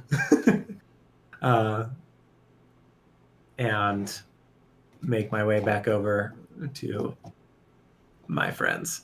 I will get halfway there, go to the bar, and get another drink for me and do this. And I will then come back over with all four. You watch as you go up to the bar and you order. You can see that Toblin's son, Pip, is like just barely visible beneath the counter and sort of looking up at you over the edge. And he's like, "You drink a lot." Thank you, Pip. As you order your drinks and make your way back, he disappears back beyond the other side of the counter. Oh my gosh. Awesome. Rejoining your friends, as they are certainly not talking about you, Glass. What is the rest of the group up to at the moment? What are you guys talking about? Just, Talking about our plans for how to find Cragmaw Castle. And, all the things that you can spread on these delicious, crunchy rolls that we've been getting. It's true, they're delectable. Butter and Jam, and meat, which I don't eat. Yeah. Did you already say butter? Yeah. Butter. Yeah. That's what I was thinking that too. Yeah. What's your friend have to say over there? Wow. I mean, look, and I'll show them the parchment. Whoa. Did you draw this? It does Nope. look like a drawing. Okay. It does. It's so accurate and photorealistic that it looks like a very, very skilled drawing, but because it is just black ink, Right. it does have the appearance of being done by hand, though very skilled. It's incredible. I know, I know I'm like kind of good at a lot of things, but drawing is not one of them, honestly. And yeah, Elmond made me this contraption to help us with our storytelling. Wow. Cool. And I can, I'll I don't know, I'll group everyone together and just and take one. Yeah. As you speak the words again, the interior of the frame becomes opaque, and just sort of holding it in front of everyone, you can see a perfect full color representation of everyone who is there. Amazing.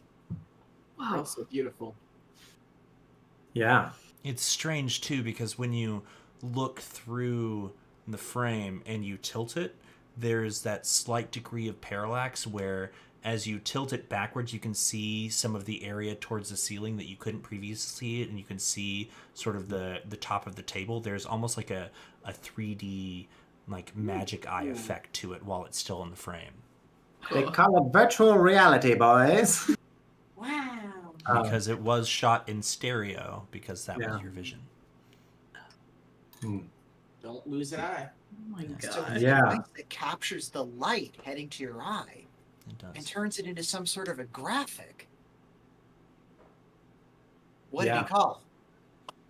Nature's pencil, Wow. That's a catchy name. empty frame. Elman Jasper's empty frame. Cool. Man, did he like why? Why did he give this to you?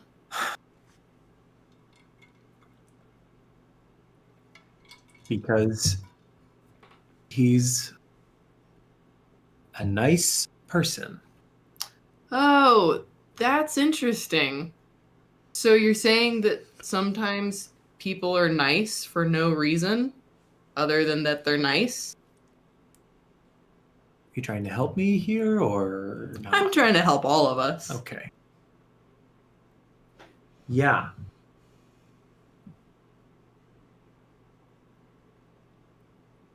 Look. I am sorry. See? That's all it took. Oleander? Likewise, I'm sorry for calling you a funny man with a horn. That's awful. You've saved our bacon more times than we can possibly count, and I feel closer to you than I have to all of you three. Than I really can say I have to many people for as long as I can remember, really. I'd hate to think that I hurt your feelings, Glass.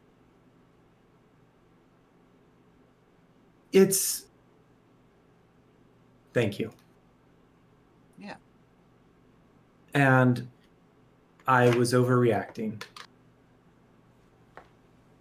I don't know. I mean, Sister Garley seems nice. And I'm sure that she is. I think that she is. But I can't be sure. None of us, I think, are sure of that. And I think I have had some time to get to know you guys.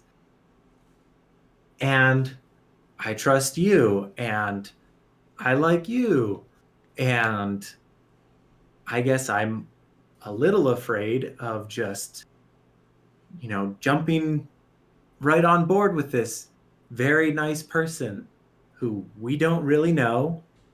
And maybe she is really nice, but maybe she's got something else going on. She probably doesn't. But some people like her do. And that's all I felt. In our line of work, sometimes you justify being paranoid. I try to assume the best out of people, to a fault, I guess. But if things do go south,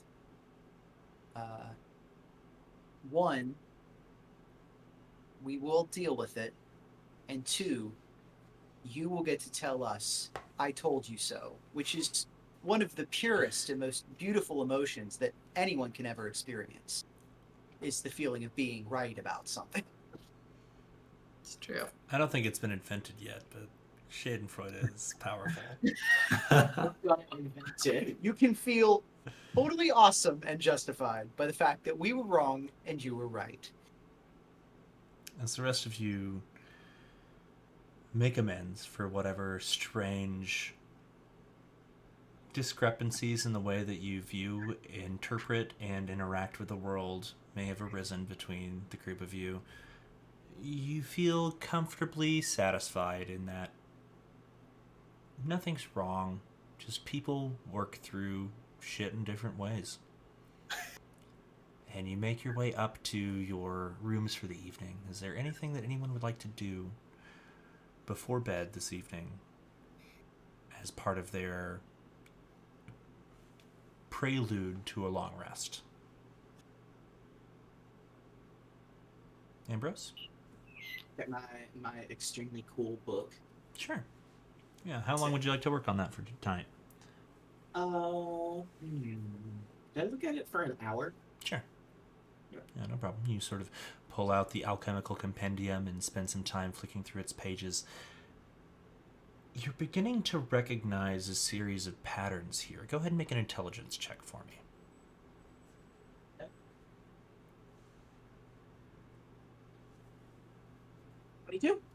22. Yeah.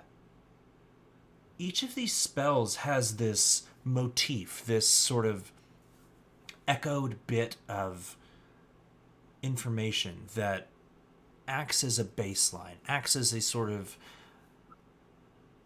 common thread that in each of them, each page seems to be a variation thereof. But now you're beginning to recognize the sort of building block that begins each of them.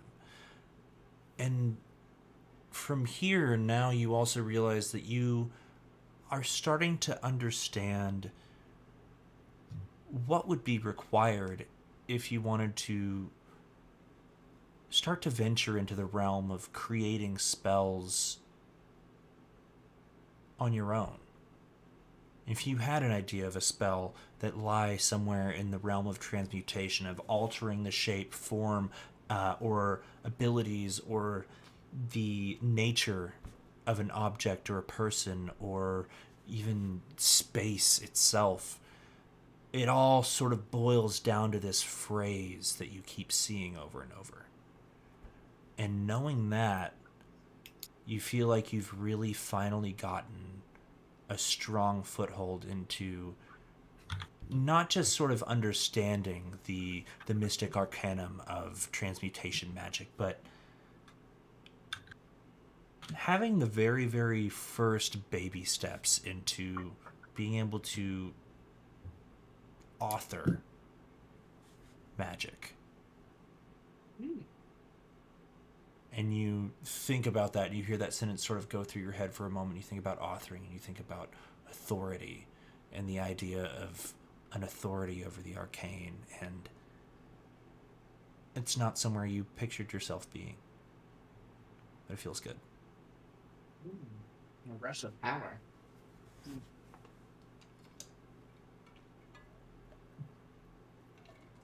Anybody else? Anything before bed? I'm gonna step outside and have a smoke. Okay. I'm gonna play with my frame. Okay. Oleander, as you step outside and pull out smoke leaf or just tobacco, or is this a more relaxation thing or more of a It's- like It's tobacco. habit? It's a rolled cigarette. Yeah. Okay. Step outside and you just sort of produce a small flame in your hands with your infernal nature and light the cigarette. What would you like to do?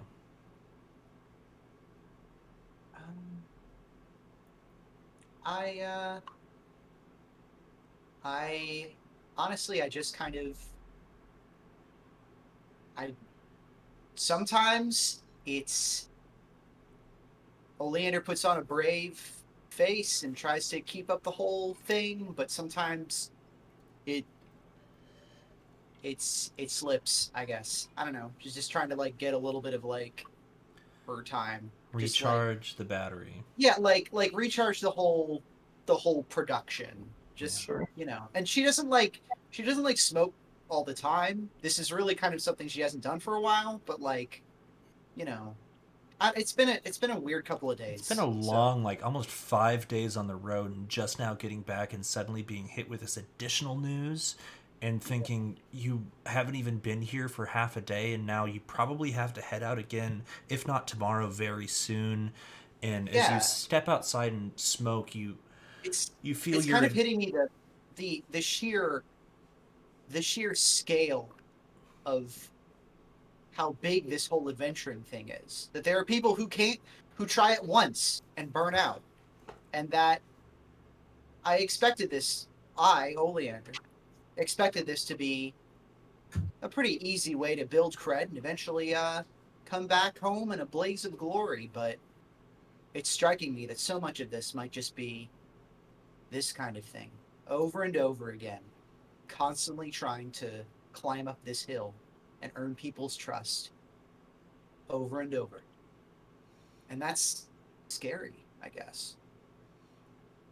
And as you think about the idea of repeating this process at presumably higher and higher levels of grandeur and danger, and to more vast numbers of people relying on your help, you watch as the cigarette sort of begins to burn shorter, and you flick off a bit of the ash, and you watch just a small red bit of that sort of dance across the ground before it smothers out.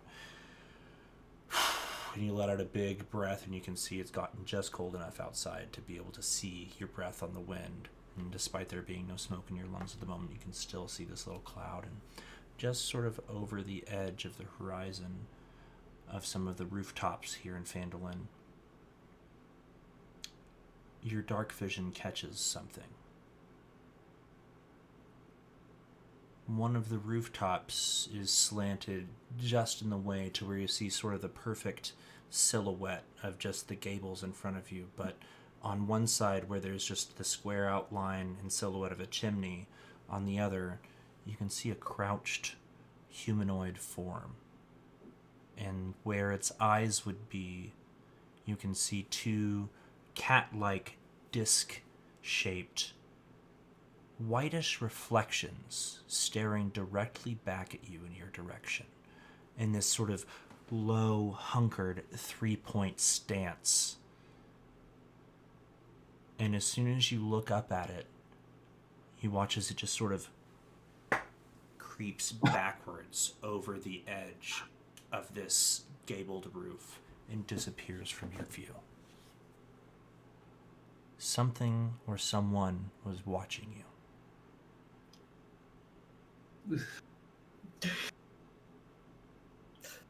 Well, fuck this.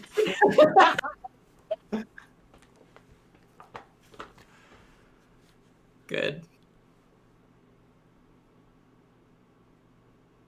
Can I tell like where they crouched to? Can I run around and look for a better viewpoint or something?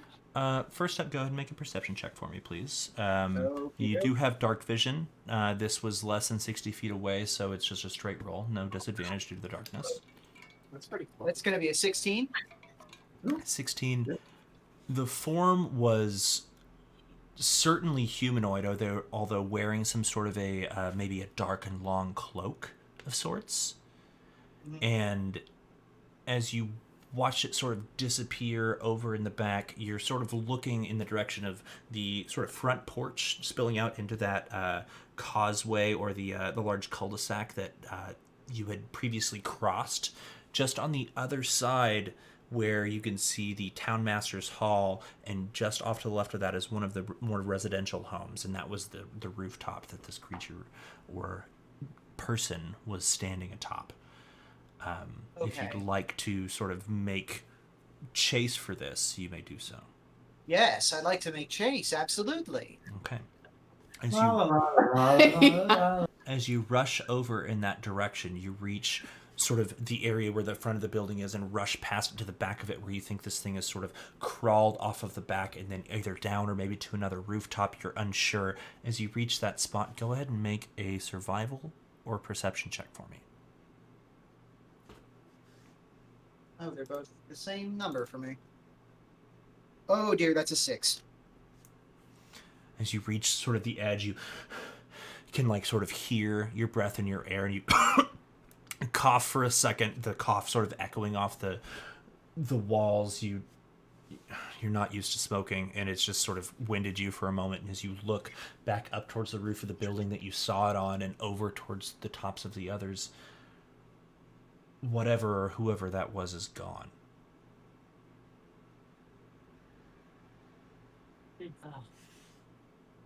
I know you're here somewhere. Asshole. And you hear your voice sort of echo across the area, and you hear nothing but crickets, the occasional croak of a frog somewhere in the distance, and somewhere far away, the like very light and high-pitched, like long howl of either a fox, maybe a small wolf, coyote, somewhere in that realm. Well, if you're gonna come for us, you know where to find us. Jeez. And I walk back to the inn. We're not sending Oleander on the stealth mission. As you make your way back over to the inn, you get closer to it, make your way inside. The brightly lit interior now sort of burning your eyes, getting used to the sort of darkness outside. You make your way upstairs to where your friends are in their rooms. Inn. You open the door and you can see for whichever room you're entering, you know that one of them has Glass and Bree in it, the other has Ambrose, probably reading as he usually does before bed. What would you like to do? I knock on Glass and Bree's door for a sec. You hear that Hmm. at the door. You got up quick. Speedy little rangers. You make your way up to the door and you open it, and you can see that Oleander is sort of standing there, like looking in both directions, head on a swivel. Hey, yeah. So, hey, guys, did y'all like, y'all got a lock on your window in there? I probably shouldn't have led with that question. Yeah. You should lock your window. There was a weird interaction that happened outside. Yeah. What? It'll be fine. Just, be careful. Like, point to my like crossbow. Like, do we? It's probably nothing. I'm just being paranoid. But like, just maybe draw the blinds or something. Up to you. But do you want to give us any more? Information. All right. So I was out there having a smoke, and there was somebody watching me from a rooftop. It was somebody with dark vision. I could see the little reflective bits on their retinas, like you and I have, Glass. Yeah. Yeah, they seemed like I tried to catch up to them, but I couldn't. They disappeared, and they were looking right at me. I mean, we haven't seen any you know, non-humanoids besides us around here, really. I mean, we're humanoids, but you know what I mean. Any more people like us? Yes. Sure. Yeah. Yes, I which is what- understand. Which is what got me worried. Maybe it's somebody using a spell or something. I don't really know, but they, whoever they were, they really seem to have an interest in me. And if they know me, they probably know the rest of us because we stick out like a sore thumb or 4 sore thumbs here in this village. So, just warning, just giving you a heads up. Okay. Yeah. These past few days have been kind of tense, and I realize this doesn't help, but it's better to let you know than to keep you in the dark, so to speak. Haha. I'm gonna go look at our window. Do we have one? You do have a window. And is it an opening sort? It's very, very plain, like 6 panes of glass with a single crossbar and 2 vertical ones that would slide up if you were to do that. It doesn't seem to have any sort of locking mechanism on it. Unless you have a better idea, I'm just gonna get a crossbow bolt and kind of use it as like a Shim. wedge. Yeah. Yeah. You sort of like align that vertically within the frame so that if the window is lifted, it can only lift maybe 3 or 4 inches. Crossbow bolt's not long enough to totally lock it, but definitely big enough to prevent someone from climbing through. I'll hand a bolt to Oleander. I mean, if you want it. I absolutely do. Thank you so much. Sorry about that. Have a good night, y'all. Okay. Wait, Huh? Oleander. Hmm?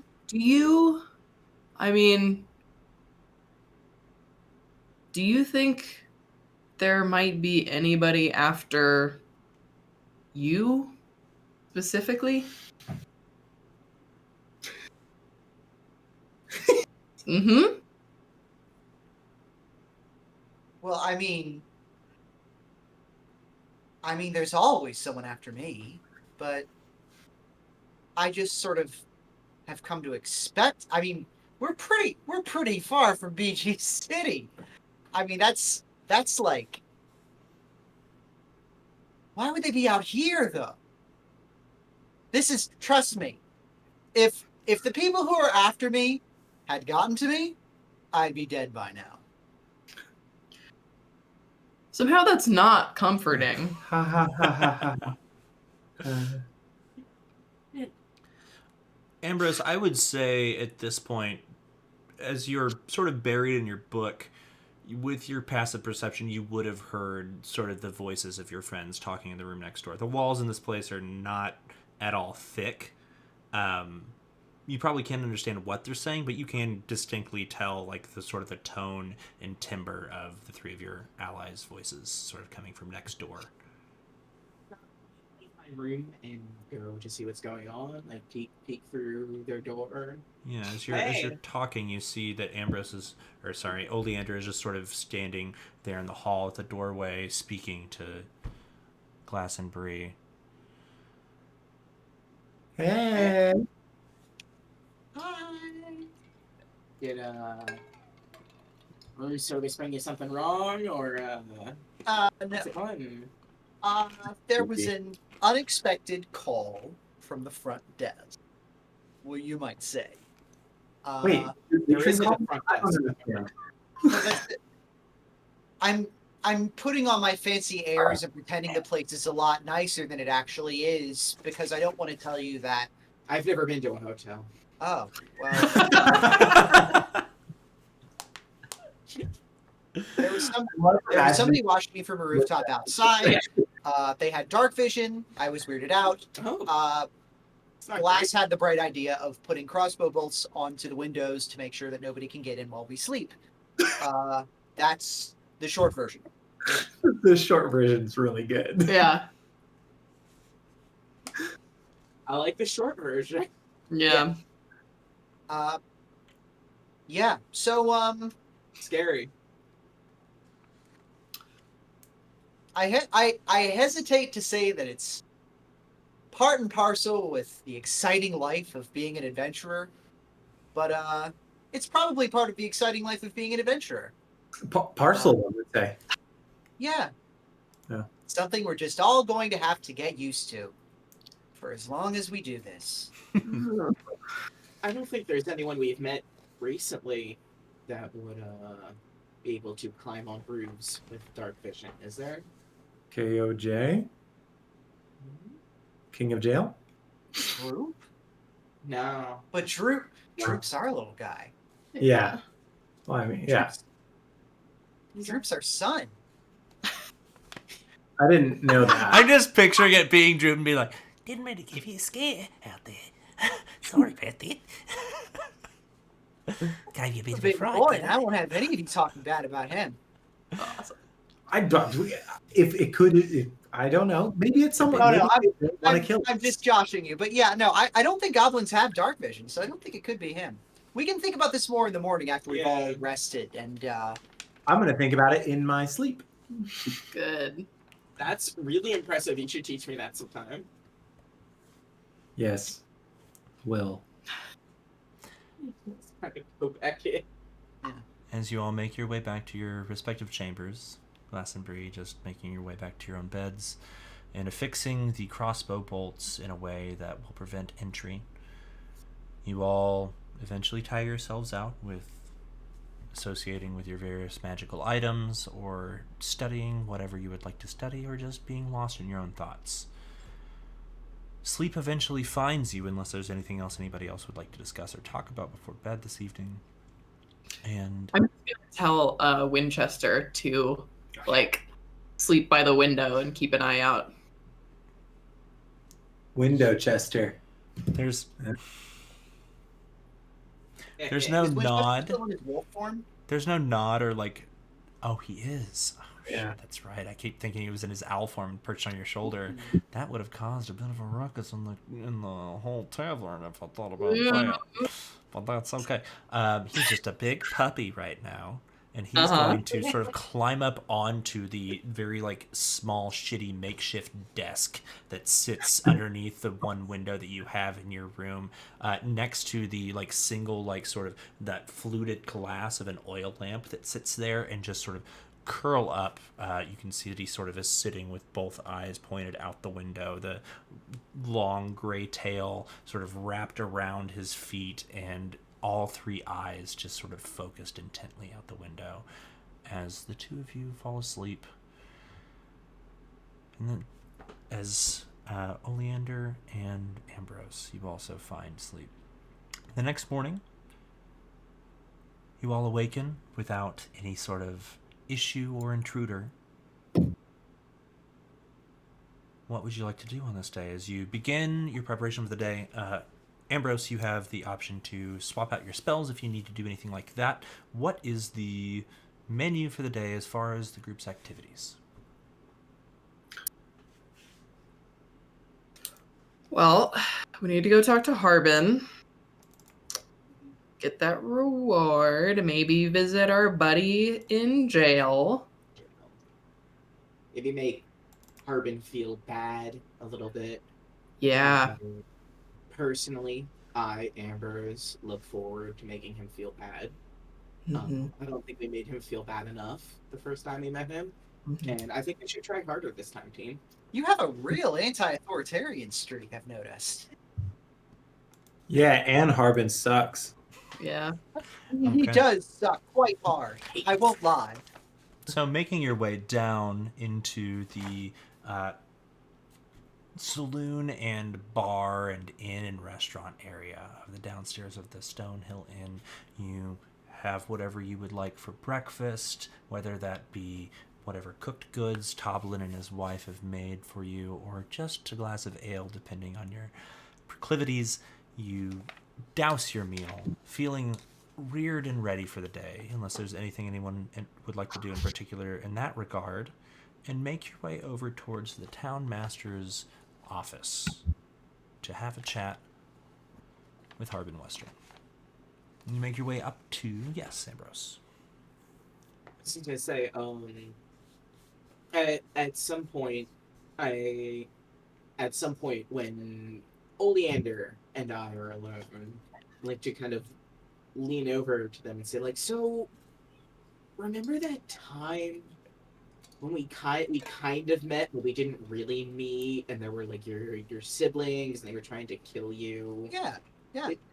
That thing from last night, you don't think it would be one of them, do you? You said it's pretty far. We're pretty far from BG City, and I don't.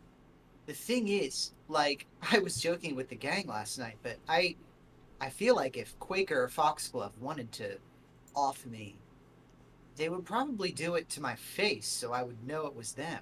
That's very their style. That was the impression I got. They're very. I mean, you know, we've had some scuffles growing up,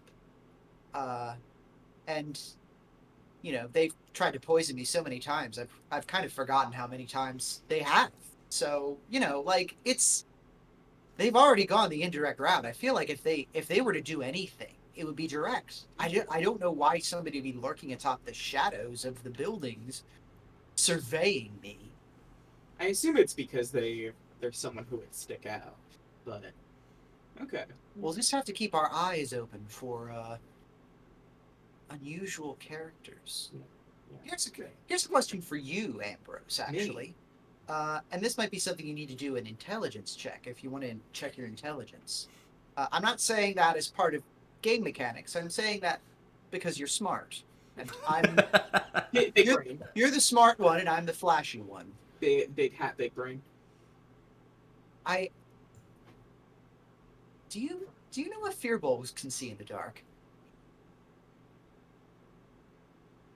Oh, Make a nature want- check. Yeah. Or what- nature or medicine. Actually, since this is a humanoid race, I'd say it's medicine. You said nature or medicine, or just It would medicine? be medicine, yeah. Oh, okay. Nature is Medicine. like beasts and like things that are not humanoid races, whereas medicine is sentient beings. Okay, I was gonna say my nature stat is so big and sexy. I was excited. 11. 11. You're not sure. What you know of Fearbold kind is that they are largely descended from the sort of mixed offspring of giants somewhere far back in their bloodstream and other smaller humanoid races. Most giants probably can't see in the dark, but you're not sure. And some humanoids can, so maybe. Maybe. Hmm. Maybe. I'm Maybe. like 11. Glass was right to be suspicious. That's what I'm starting to wonder. Okay. Just something to maybe keep in mind over the course of the day. If you think you might have any more leads on that, I'll keep an eye out too. I nod and then I shove another big roll in my mouth, chip Man. style. I love those rolls. You're just like, does your magic come from like carbohydrates or something? Because you've just been like nonstop loading for like wind sprinting or something.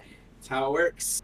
Wizard magic. baby. Y'all are burning so many calories on all this travel. Like, all right. So as you complete your conversation, make your way out into yet again the sort of central area of Phandalin here, and make your way across that dirt causeway to the townmaster's office, this sort of ramshackle building where at the back of it stands this large stone fireplace, and at the top of it a large, almost like somewhat like a church or a school like little eyrie where there's a small bell in the top of it, usually rung for emergencies or such like that. You make your way back to the front where you can see the sort of same tented stand with the chalkboard on it has been written, the request for the assistance with the bandits at Wyvern Tor. As you make your way up to the door and push your way in, you do yet again find yourself that long carpet that leads directly back to the iron bars of the jail. On the left side, you can see the now relatively clean, although still somewhat disheveled desk of Harbin Wester. To the right, the reappropriated desk that now belongs to Sildar Harwinter, each of the two of them seated behind their own respective places here in the office. Harbin Westers, as usual, fast asleep at his post, and Sildar sort of looks up from his papers and, good morning. Morning, Sildar. Taking off today, then, I presume? Off is a relative term. Yeah, maybe. I don't know. We're here to talk about the bandits. We took care of them, and we're here to collect our bounty. The whole thing we did. You all hear a scruffling sound over in the direction of Harbin Wester's desk as he sits up and wakes up, and crawling out from underneath his desk, you can see there's a small Droop who is massaging his hands, and you watch as Harbin sort of rolls his chair backwards and begins to put socks back onto his feet as Droop massages his hands and looks exhausted with these large dark circles under his hands. He says, he's good to see you again. And just sort of scurries back all the way to the back of the room into the small jail cell and just gently shuts but doesn't latch the door shut and says, happy you'll come back. As Harbin begins to wake him. I see you've returned. Have you any news of the bandit threat? What have we done? Yes, We killed them we found them, because we can kill people. and we exterminated. So And just boy, think about that. What we thought were originally bandits are actually part of a much more dark and elaborate scheme. But don't worry. Yes, we I'm are sure it countermeasures was terrible. I'm to glad they're target gone. Have you come to collect your payment? that's Yes, right. Very well. Droop just sort of grunts and makes some vague gestures to Droop, who then just sort of swings the door back open in front of him, patters over behind Harbin's desk, no more than 6 inches from where he currently sits, and you hear that sort of a small dial being turned on a safe next to him, and the of the door being opened, and the weighty sound of a bag of coin being sort of placed on the desk. All of this invisible to you behind the large roll-top desk that sort of masks the lower half of Harbin Wester's body and all of the area that Droop has been scuttling around in. And then you hear that sort of as Droop scurries back to the back of the jail and sort of shuts the jail again and just sort of looks back at you through the bars. Harbin goes, grabbing the sack of gold and sort of setting it on the top of his desk just in front of you. There's your payment. Congratulations and thank you. Pleasure doing business with you, sir. How is your how is Droop doing? Is he doing okay? Is he having a nice time? Are you treating him good? He's as useful as you said he would be. I can't be more pleased with his presence. Okay. Is there a thank you in there? Sorry. Ambrose, what were you going to say? Sorry. Oh, I was going to say, Sildar is here, right? Sildar is sitting in the desk directly across from this, just sort of like one hand supporting his head as he just sort of checks through various like papers and makes notes with a quill. I just kind of like lean and like try and catch his eye and give him like a really pointed look. As you give him like one of these where it's like,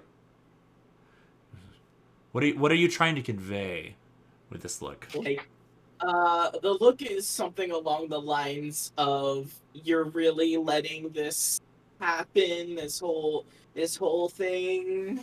You watch as he's sort of writing and leaning on his hand, and he looks up at you and goes, and sort of make an insight check.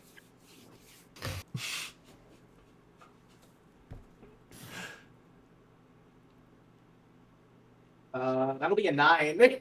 Oh, boy. He just sort of gestures to Harbin and to Droop and to the open jail cell and then back to the papers that he's working on, and the best you can gather is it works. There's probably some minutia in there that you're missing, but that's as best as his gestures surmise. Okay.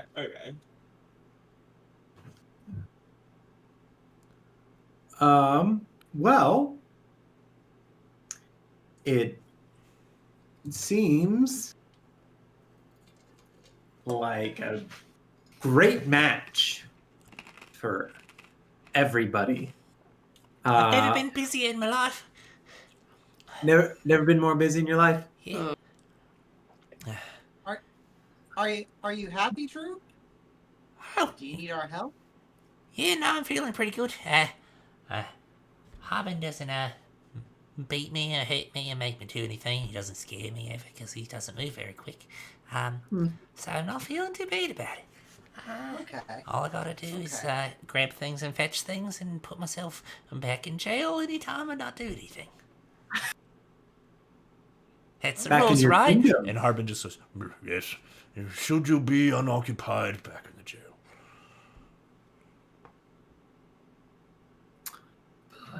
Wow. I don't What? know. I don't know if Stockholm syndrome quite encompasses everything that's going on here. It's not a great relationship, but you do get the idea that it is certainly better than being sort of tortured and humiliated day in day out by a group of bugbears. Yeah. Sure. But frying pan into a slightly smaller fryer. Harbin, do you get any important missives across your desk? I will look over at Sildar to see if he responds to that too. You watch as he's making his notes and he sort of looks up at you and goes, and just sort of returns to his notes. You can tell he's listening and just pretending to sort of be occupied. As Harbin just says, well, yes, of course I do. I'm the town master of Phandalin. Right. So, like, what's like one that you got recently? Well, I get lots of them. Okay. Sure. And if you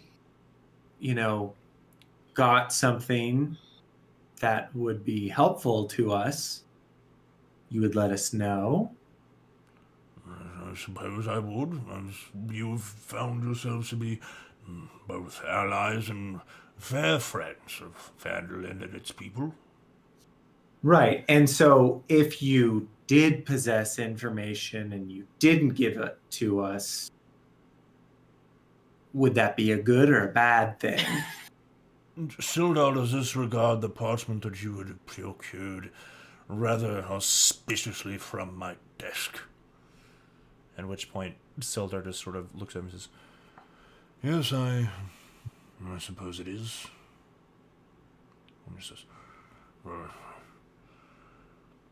I suppose it's with a degree of apology I humble myself for not having great awareness of all of the many important documents that circulate through these premises, but it is far too many responsibilities for a man such as myself, which is why I'm dearly thankful to you for the assistance you provided in both the form of this member of the Lord's Alliance and the what's the word you use? Intern.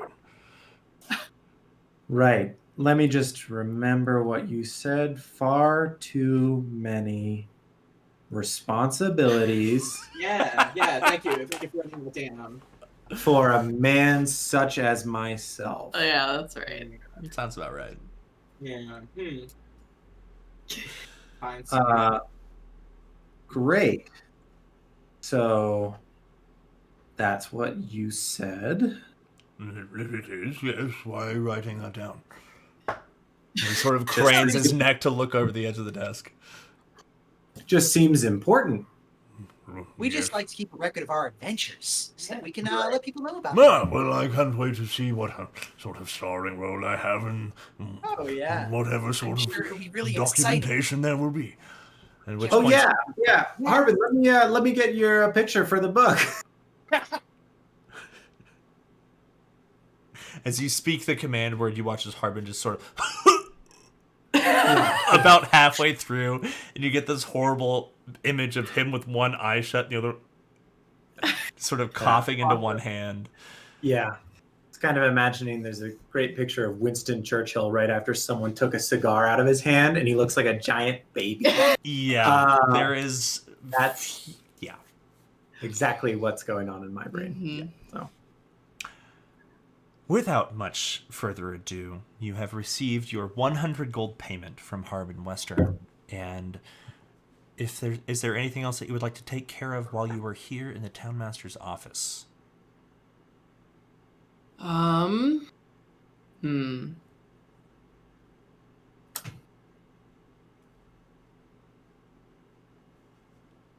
I guess just tell both of them that I think we're gonna follow this lead and head to Cragmaw Castle and try to find Gundren, hopefully alive.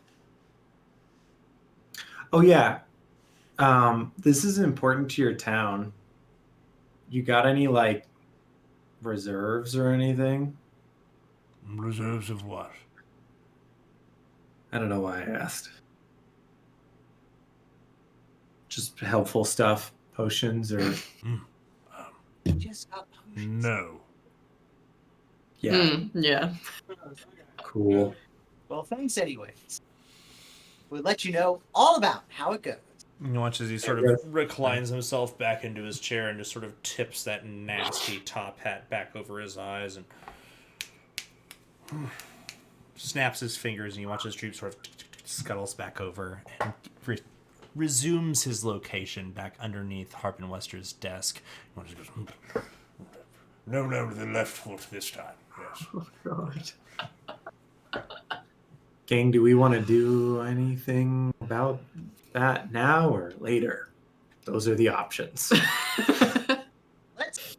Let's leave and then talk about Let's things. leave. Yes, about some of your You make exciting your way journey back to out come. of the Townmaster's office, leaving these creatures to whatever fates they have wrought for themselves back into the open town square of Phandalin.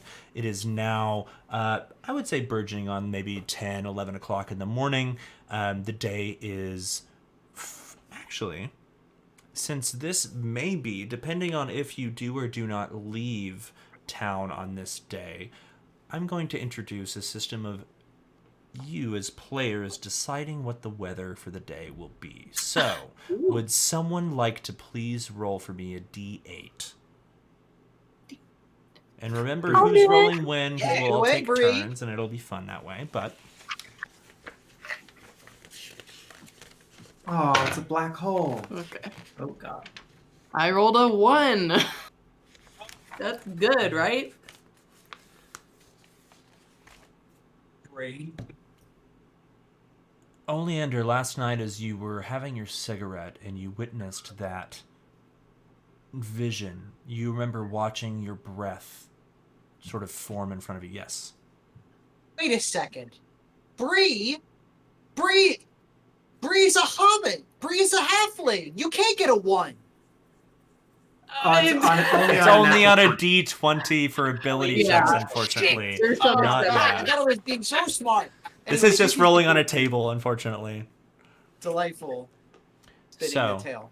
Oleander, you recall that the previous evening you had been sitting there smoking, and it was chilly. You could see your breath coming out of the front of your mouth, and as you had all left the front of the Stone Hill Inn that morning, your trek across the sort of small open area in the middle of Phandalin over to the Townmaster's office, the sun was just beginning to rise, and you're used to dew on the grass, but everywhere you looked, the dew, that sort of shimmer that was on everything, as you re-exit the Townmaster's office, you see that it's not dew, but a very, very thin layer of frost that coats everything.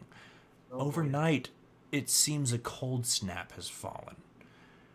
And the weather this morning has not warmed up. You're used to very sort of drastic highs and lows here. You're at a high altitude. There's not much really between yourself and the stars here. It's chilly at night and warm during the day. That's to be expected, but today it's not getting warmer. And as you step outside, the first sort of breeze begins to hit, and you feel it against the outside of your bodies. And those of you with sleeves rolled up sort of roll them back down and tuck your hands underneath your arms and give a slight shiver. It's cold. I suppose we should probably get some kitted up with some proper winter gear, but first, y'all, are we gonna have to save Droop again? I think that, personally, I have found that a long, thin dagger is very good for getting in between the ribs of people that are in power that you don't like. So I think maybe we could encourage Droop to save himself. I mean, Now that's just what I've heard. that seems a bit rash. I think if we just wait till the next election cycle, we could vote him out. That's where I. We're not citizens. And he said this was a bloodline thing. Oh, did he say that? Yeah. Didn't he? No, I thought He was got elected. rid- He's an elected official. Oh, is he? Okay. Yeah. Okay. I could have sworn. But as you casually suggest assassination of a political Sure. figure, It's a thought. Roll to get overheard. Should I roll something? I was going to say, maybe like break him out of jail or something. Or not really break him out because he's not really trapped there. But, maybe Yeah. like take him out to get some milk and then he doesn't come back or something. But then he would be our problem again, and that really kind of doesn't get us anywhere, does it? I was gonna say maybe it's his birthday and he needs like a new tool. You're about to say tackle knife, this with, aren't you? You know. Oh my god, yes, you're saying knife. What else do you cut apples with? Okay, Apple peeler? I don't know. I think that honestly, we could put Harbin like in a box, and honestly, it would be over. He wouldn't get out of it. Like, so I think we deal with him. I think Droop seems happy there, sincerely, but maybe just mistreated. But is he fulfilled? I Okay. think he's a shallow dish. I don't think he takes much to be fulfilled. My Glass, father always go said ahead that- and make an insight check for me, if you will, just to sort of get an idea of the nature and general vibe of how Droop is doing. Oh wait, Who- which one of us? That would be anyone who would like to. Sure. Yeah, Ambrose, take it. Yeah, I I'll could. give it to you. I'm the one who's Yeah, you're purchased Mr. it. Murder over there. Why don't you? 20 for me. Whoa. 20? Okay. 22. Hey, damn. The two of you, Droop- despite the horrific circumstances, and you both having these now god-awful images of imagining for the first time in your lives and hopefully last what Harbin Wester's feet look like, you notice that Droop is happy as a goddamn clam. No notice of whatever sort of mistreatment may be befalling him. He's in heaven. He has his own home. He has a job. He's not being beaten or whatever. You get the idea that he's doing okay. This may be not be up to your standards, but compared to his, it's high living. Okay. Maybe we could like get him a slide or something in there. Yeah. Or like some soap. All I'm saying is, next election cycle, we've got a candidate. That's not to say that just Droop? because someone He's doesn't gathering know valuable better. experience, and we could be his kingmakers. What if instead of king of jail, he was king of the city? And by the city, the king, I mean the mayor, because it is an elected position. I mean, Glass did write down the far too many responsibilities for myself. We've Yeah. we've What if- certainly got the case. What if, listen, we have this whole Cragmaw Castle thing. What if after all this is said and done,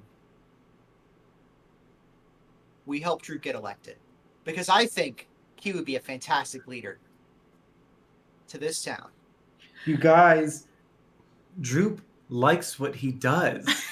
And he's Droop going to does- like it even more when he's the boss. He will not. Droop faints when you ask him to do math. He's not gonna want to be mayor. Yet. Maybe he just doesn't know it yet. Listen, this is an idea I'd love to explore with you all on the road. Right. But if my family has taught me anything, it's that it is not as hard as you'd think to get even the least qualified people elected to positions of incredible power. Kevin, do you want to be mayor? Let's just. I I'm thought just- you'd never ask. Okay, that's No, are you not That's serious? okay. You making a joke? What are you talking okay. about? Yeah, he said no. Everyone, that's what. Kevin, Watch the Kevin small doesn't sort of wanna be mayor. ferret form of Kevin Much pokes back out of larger, your Kevin, don't you worry. and tucks back in with like this look of like disdain. Amazing. Man, a ferret with a look of disdain has got to be some serious weapons grade disdain. Yeah, Those animals were born disdainful. they're pretty disdainful. Shall we, So- team? With your options laid before you, what is it that you would like to do? I think we should probably go by that general store first and grab some winter coats or something. Yeah, my nipples are creasing off. Holy shit. Off God. You make your way over to, and just to sort of speed this along, if you're looking for winter clothes, those will run you, I would say, about 5 silver pieces each if you just wanted sort of like a hefty coat and some thicker, more lined pants. Unless there's anything else that you would like to get, or you'd like to specifically role play out any of the purchases that you're making there, we can just load you up with those supplies. And Should we grabbing get your more? cart and your 25 gold each. We got Oh, 100 okay. gold total. Sorry. yeah, and then everybody got that 25 gold each from the fee that you had received from Wester. We have the 3 healing potions you had received from Sister Garrily. You are now loaded up on your cart. Your horses have had enough of an evening, at least, to sort of rest before they hit the road again. As you mount up and load your supplies and everything back into the cart for your departure from Phandalin yet again, is there anything else that you'd like to do here in town before you go? Or are you hitting the road and heading off in the direction of Cragmaw Cave by way of Cragmaw Castle? Ambrose, Yes. isn't there a letter you should be sending to someone?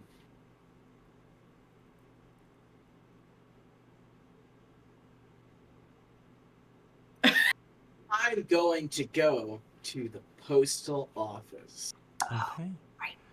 So you make your way over to the low, sort of one-story building, at the back of which has this strange sort of second-story rise to it, and then on the top of that you can see the entire vertical surface of it is covered in this sort of white spackling of dove and pigeon droppings. You can hear the sort of and the flapping of wings from the small sort of chicken wire coop that sits atop the roof that holds all of these postal homing pigeons. You make your way inside the office, and as you do, the bell dings. You can see the 2 long desks on either side. One side looks like it has cubbies, various weights, maps stretched on the back wall that dictate all of the locations in which the mines and the various plots of land where all the miners would have here. The other side has what looks like postal boxes and the same woman that you had seen before, or at least, sorry, you, Oleander, had seen before. None of the rest of you have been in this building before. Is Oleander coming with me? Yeah, sure, I'll come with. Come on in. Are all of you making your way in, or just the 2 of you?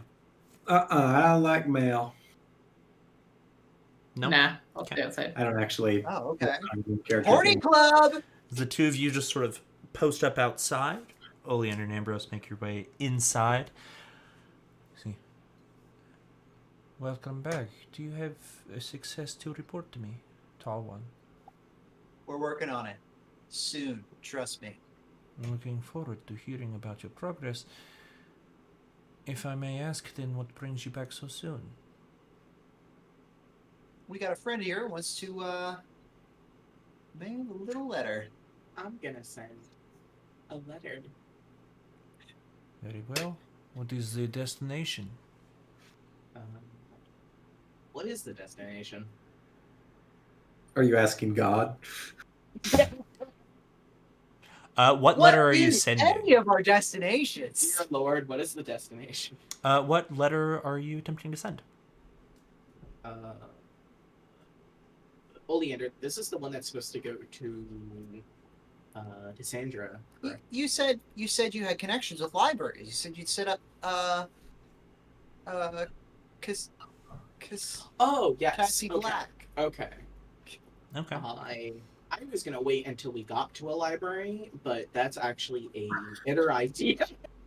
Oh yeah, I figured you just shoot them some mail, and then once they shoot you back mail, then you have something to send to Cassie about that. See, Okay. that's why you're the brains of this. You're the operation. brains. I'm the flashy. So you so- have apparently then I'm the Ambrose hot one. drafted some sort of request to the arcane libraries when you Yes. studied, asking for permission for Tassidae Black to be able to study or access these materials, correct? I think I would like for the letter to be that, but without her name in it. Okay. Saying that I have an acquaintance who is interested in this set of information. Could I have this sent to the hotel or ready upon arrival at? I'm trying to think of what the closest library would be. Would that be back at? Probably back in Neverwinter would be the closest, as the crow flies, physical one. Although you are aware that there is a smaller sort of institution of higher learning in Tribor. Okay. To send to Tribe then for pickup. Okay. Draft the quick letter and have it sent off. She requests just a single silver piece in exchange for the postage, and without further ado, you are handled as far as getting this message sent, and you have yet to wait for a reply. Cool. Perfect. Did it? I sent a letter. Nice. You will let me know as soon as you have any sort of advancement on this. I Request will of keep mine. you posted for sure. Excellent. Can I actually like barge in the middle of all of this and Sure. because this is the person that asked us to kill Glassstaff. Glassstaff, You yeah. didn't. You don't even know that. No, this was that was something that went to just. It went to just I did it Oleander, while but you were Oleander in did your share it with the group. Little Oh, It did- okay, cool. hippy dippy kumbaya circle. With, Okay. Yeah. Yeah. Yeah, sure. As you sort of bust in, sort of remembering, like, wait, this, yeah, what? Hang on. This is And important. make your way Yeah. inside. Yeah. I'll just approach her and say, "Hey, you, I believe, asked my friend here about a certain Glassstaff." That is correct. Just curious, what's your beef with him? You get a better look at this, or I guess for you, a first look at this person. She just has this sort of long curled blonde hair that falls at her shoulders, and this long straight nose and sort of dark circles under both of her eyes. And she just sort of leans against the counter there with a cigarette in this long cigarette holder. And she seems pretty pedestrian and like she fits in well here as far as Phandalin goes, but the cigarette with a cigarette holder is a weird sort of like, your first impression is that she's just trying to be sort of fancy, where she's like seen someone do that before and she's just sort of like play acting at like being this sort of like high society woman. But then her accent catches your ear and she doesn't talk like anybody else around here, and that rings a little bit strange to you. In addition to that, Bree in particular, I'd like you to make an insight check for me, please. All right. I would like to say for the record that having a cigarette around a bunch of letters does make me nervous. Damn, Oh boy. that's a big 5. As she just sort of leans over the counter, what was the previous question that you would ask? I'm sorry, it slipped my mind. About her beef with Glassstaff.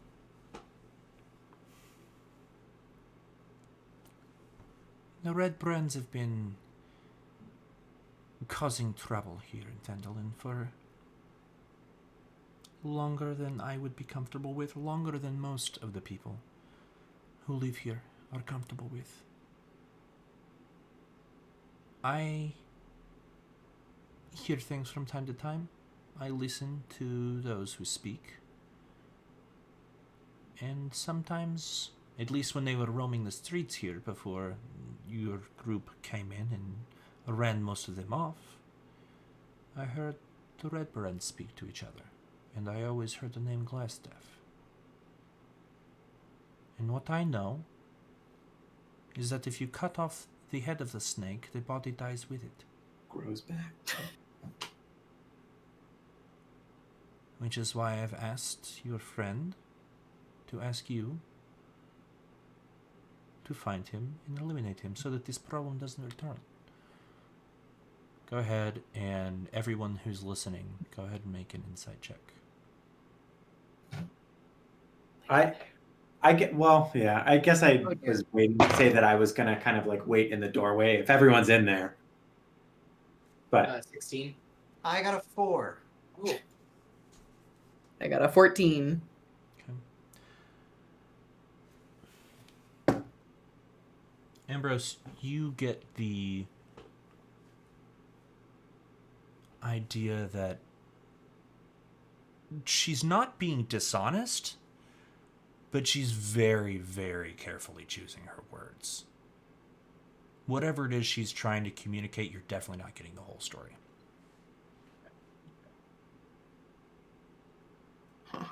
You sense some like apprehension in between words where she like sort of picks a phrase and then moves to a different one smoothly. A weird question that I may have to roll again for. Sure. The cigarette that's in her cigarette holder, is it the same kind that Oleander smokes occasionally? Where they're like hand rolled, or is it like manufactured? What kind of cigarettes do you smoke, Oleander? That's a good question. Me? Mhm. Oh, well. Back in the city where cigarettes were easily procured, I preferred Neverwinter Slims, but out here in the world, of course. Okay, so yours were usually store-bought and not hand-rolled, correct? Usually all I was trying to out here determine. I've been trying to roll them more often, but you know. Ambrose, looking at what she is smoking, it looks like it is hand-rolled, although done artisanally. Okay. I'm trying to You know, determine hand-rolled class cigarette? level here. All right. This person is human, or Yeah, she appears to be human. There may be in her features maybe the slightest touch somewhere in her lineage of elf, but not enough to make her half elf or anything like that. sure. All right. You're not from Phandalin, are you? I have not always worked here, no. It's not common for those who train these kinds of birds to originate in the place the birds are brought to, so that they can find their way elsewhere. Makes sense. You probably have a pretty good, I don't know, finger on the pulse of this town, sending everybody's messages around and all that.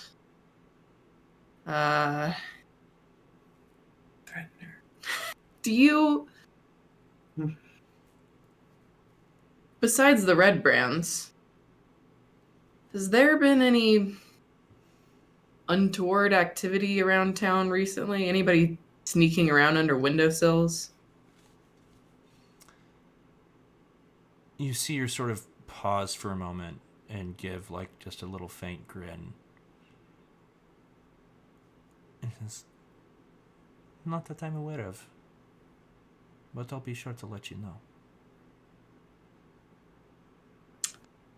Yeah. Appreciate it. And she sort of sinks back in her chair and takes another long drag on her cigarette. She just sort of...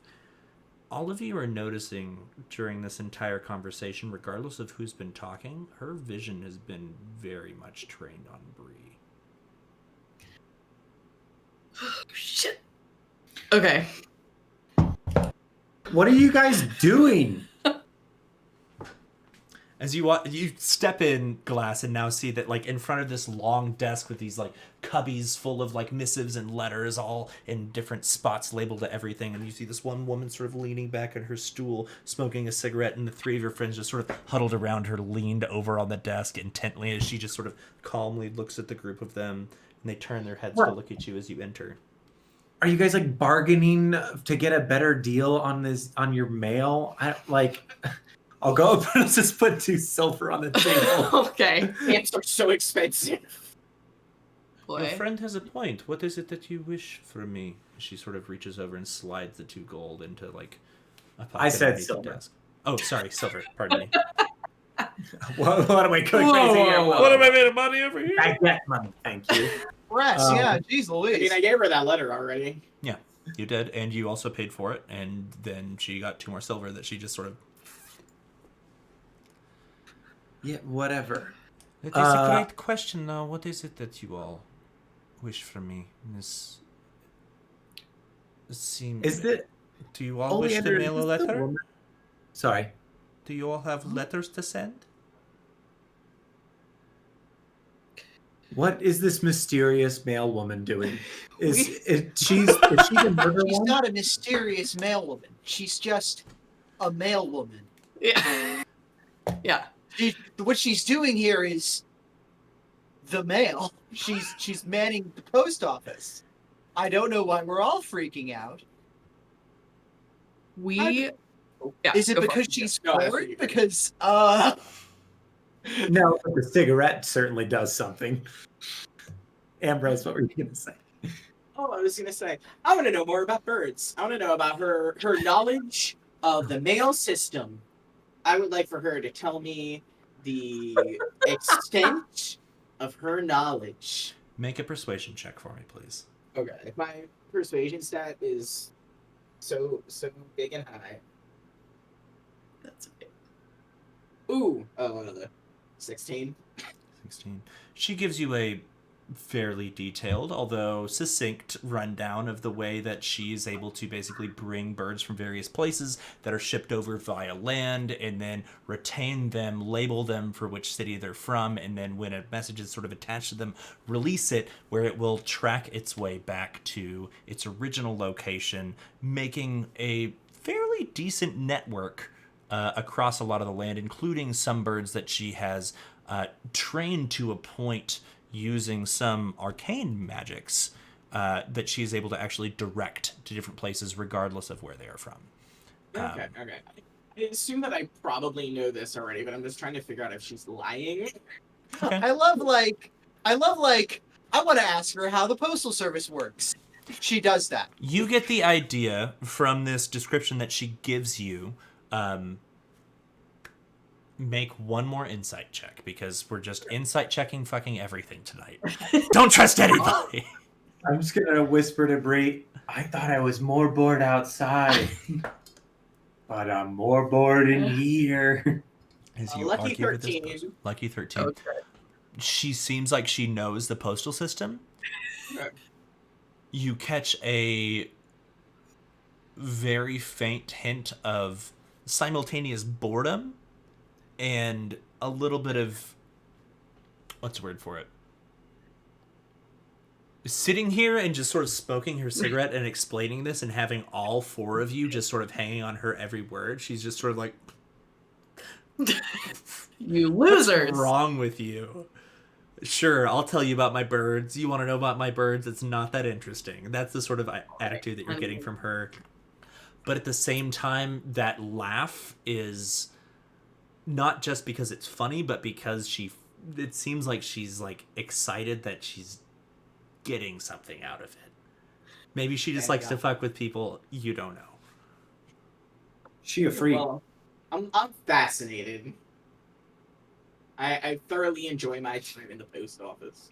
I don't know about everybody else. You do, again, with that same insight check, notice that while she's talking to you, even while she's explaining the birds to you and your question, she is speaking most of the answer to Bree.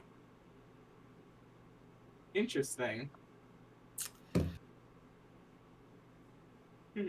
I'm, glad that we stopped in and just got to meet you. What was your name, by the way? Halia. Well, thank you for the information. And just want to let you know that, I think we have a common goal here. And In ensuring that your messages are delivered? yeah. And Correct. I want to just, this is a little, like, follow me a little bit, but I want to, like, pull aside my cloak and flash the High Forest Army badge on my shirt and just see if she reacts. Okay, make an insight check. Okay. That will be 22. You watch as she looks directly at you in your eyes. You sort of flash that High Forest Army badge that you keep tucked well under your coat. And she sort of sees you flash that and how almost clumsily you flash it. And she watches, she's looking you straight in the eyes, and her eyes flick from your eyes down to that, and then she looks at you and goes, Oh no! Damn it! there is certainly a look of recognition and also a look of, like, almost pity and scorn. Damn. Oh no, I'm seen in a bad way.